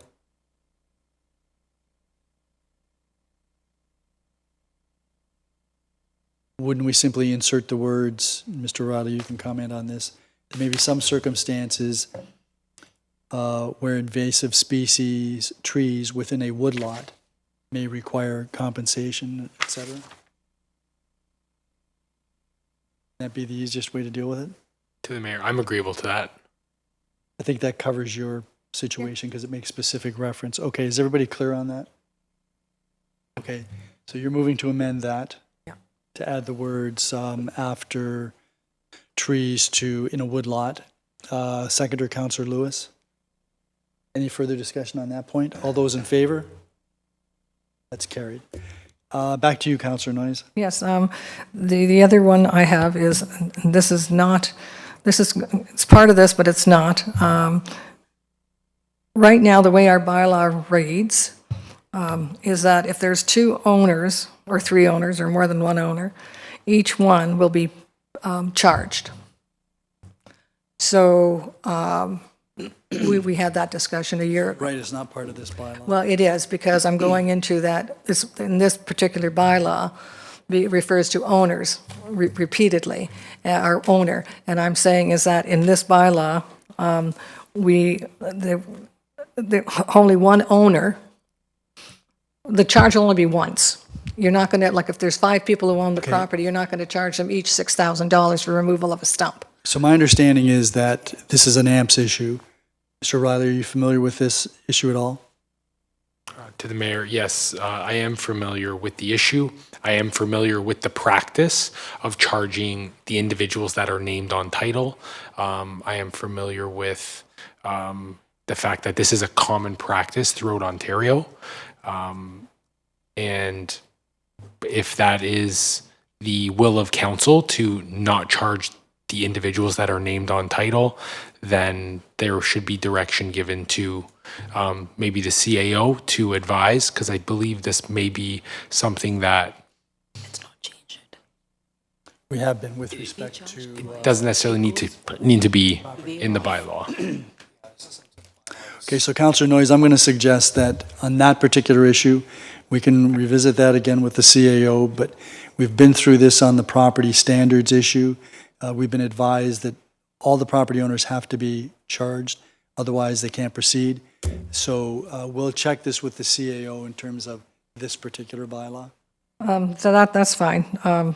My recollection isn't your recollection. It's somewhat different. Recollection is what? My recollection is not how we settled on the bylaw issue. We were basically told it doesn't happen, except for that one incident. And I can remember I've had a long conversation with Councillor Christensen It afterwards. goes through screening, and then there's a issue relative to screening, right? Okay. Anyway, it's for another day, right? Yep. So I guess the next question I have is that if we require an arborist report, and again, I don't see it in here because there's so many provisions of this. If we need an arborist report, the town's arborist does the report. right? And if the person doesn't agree with the town arborist, then they get a report. Right. Okay, I just wanted to make sure it's not the owner that has to get the arborist report unless he disagrees with the town arborist. That's fine. Okay. Anyone else? So, are we on, did we get to third and final reading on this yet? No, it's going over there. Anne Marie's got it. Oh, okay, so, sorry. The last question being, Your Worship, we just mentioned about the arborist report. I think Jessica would like to speak to that. sure, then come on up to the, if you would. Thank you, Your Worship. So when it comes to arborist reports, if someone is coming in for a tree permit and they have a few trees on their lot and it's been determined by staff that an arborist report is required, the applicant is required to obtain an arborist report independently. The town's arborist does not complete that report. I just wanted to make that point clear. That's part of the permitting process, and that's standard across municipalities across Ontario. So thank you for that correction. In response to that, that's not how we had discussed it before. It was that the town would provide the arborist if required. But anyway, we can, and I think it's actually in the minutes, not the minutes, and it's in one of the reports here. That's only if there's a disagreement. But anyway, we can find that later. The other thing, I'm not quite sure, because there's a change that we have to do in regards to defining, there's no definition of stump in this whole report. So I have a motion here do we do that first? You should do that right now, yep. Okay. To amend, that's to amend for a definition for stump. Yeah, okay, so moved by myself and seconded by Councillor Dubanow, that Section 1 of Bylaw 53-2025 be amended to include the following definition. Tree stump, the remaining base portion of the tree trunk and its roots that is left in the ground after the main stem and canopy have been removed or have fallen.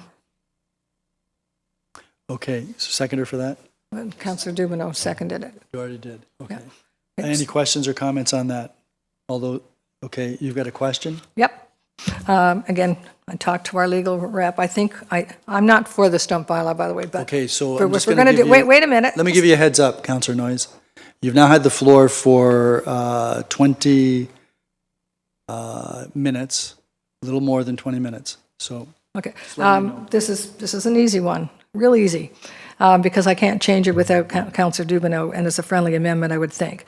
It says that the tree trunk and its roots that is left in the ground after the main stem and canopy. So if the stump is not left in the ground, but it is laying on the ground, this bylaw doesn't apply.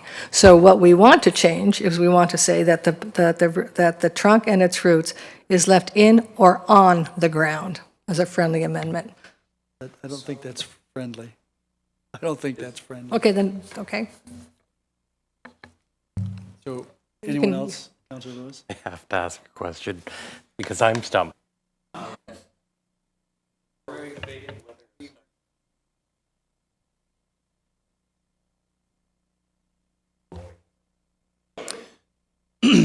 So, we've got a definition for stump, and the definition as read includes the stump being in the ground. That's where we are, that's the amendment. Well, then they violated the permit. All those in favor of the amendment?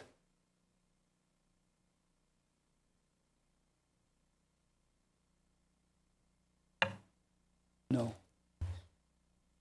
No. We just voted on it. We just voted on it. We just voted on But it. it's not, if it's not in the ground, it's laying there, it doesn't count. Okay, so that's an amendment. We voted on it. Councillor Noyes, you indicated a little while ago you didn't have anything further. Anything further? No, nothing further. Okay, so just to refresh my memory, we had finished first and second reading. She's got 47, 49, 50, 51, Okay. 52, 53. Are we going now to third and final reading? Yep. For the bylaw package except for 48. 46. We've already done. We've already done 46. Please So, proceed. moved by myself, seconded by Councillor Flagg, that bylaws 47-2025 and 49-2025 to 53-2025 inclusive are given third and final reading to be signed by the mayor and clerk under the corporate seal, Yeah, as amended. as amended. So before we vote on this, Ms. Abrams, could you just come back up? Because I have a question with respect to the list of invasive species, which I almost forgot.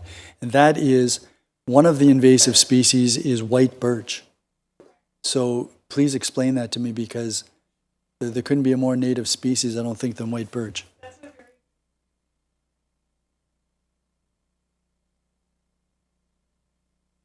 European white birch is considered to be invasive, and then there's white birch, which is native. So it should have been clarified in the bylaw. That was an oversight on my part, but I should have added European white birch because that is the invasive species. Okay, so then we're going to amend that right now. Councillor Lewis, Councillor Christensen, you're agreeable to make, specifying that in paragraph 6.1 of the bylaw, that invasive species is a European white birch. Thank you for clarifying that. Okay, no problem. Okay, any further comment, questions? If not, all those in favor of the amended bylaw package? And opposed, that is carried. That then takes us to, so Councillor Flagg, are you going to put that on the floor? Yep, I'm happy to do that. Moved by myself, second by Councillor McDermott, that bylaw 48-2025 to appoint the Fort Erie Society for the Prevention of Cruelty to Animals as pound keeper to appoint certain employees and municipal bylaw officers for the purpose of enforcing animal-related bylaws, and to authorize the entry into an animal control service agreement with the Fort Erie Society for the Prevention of Cruelty to Animals for animal care and control services is given first and second reading. All those in favor? Opposed? That bylaw is on the floor for any questions or comments. Councillor Noyes? Yes, I'm just wondering, are we going to appoint me to, as a council rep to this? That's not on the agenda tonight, but if you want to be, we can arrange for that. Okay, I'll agree to it. Perfect. Madam Clerk,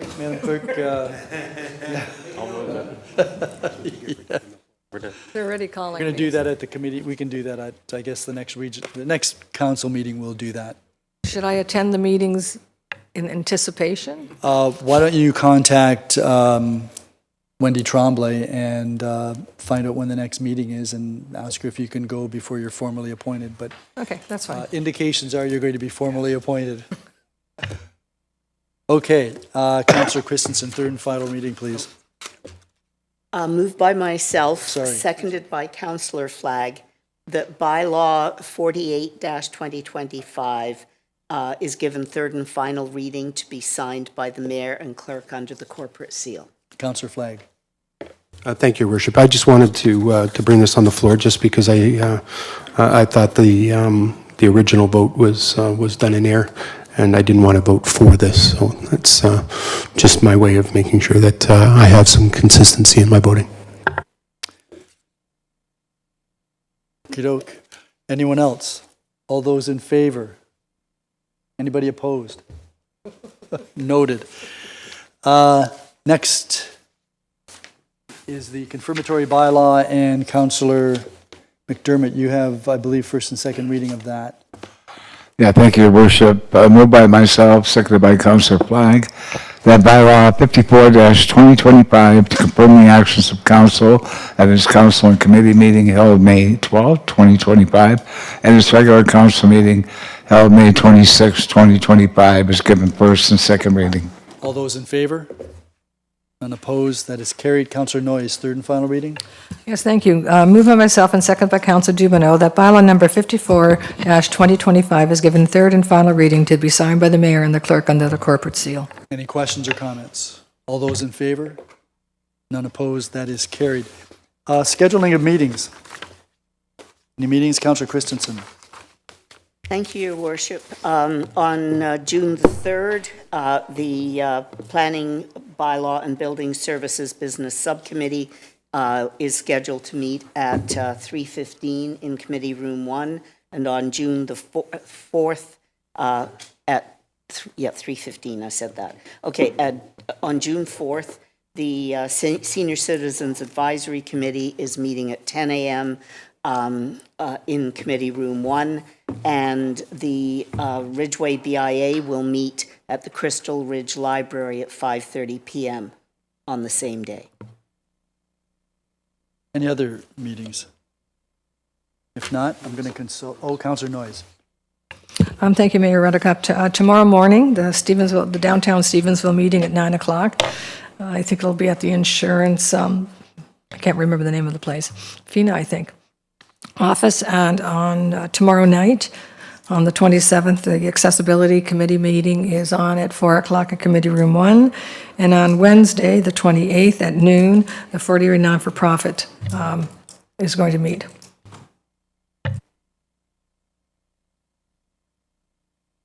I'm sorry, what was the date of that last one?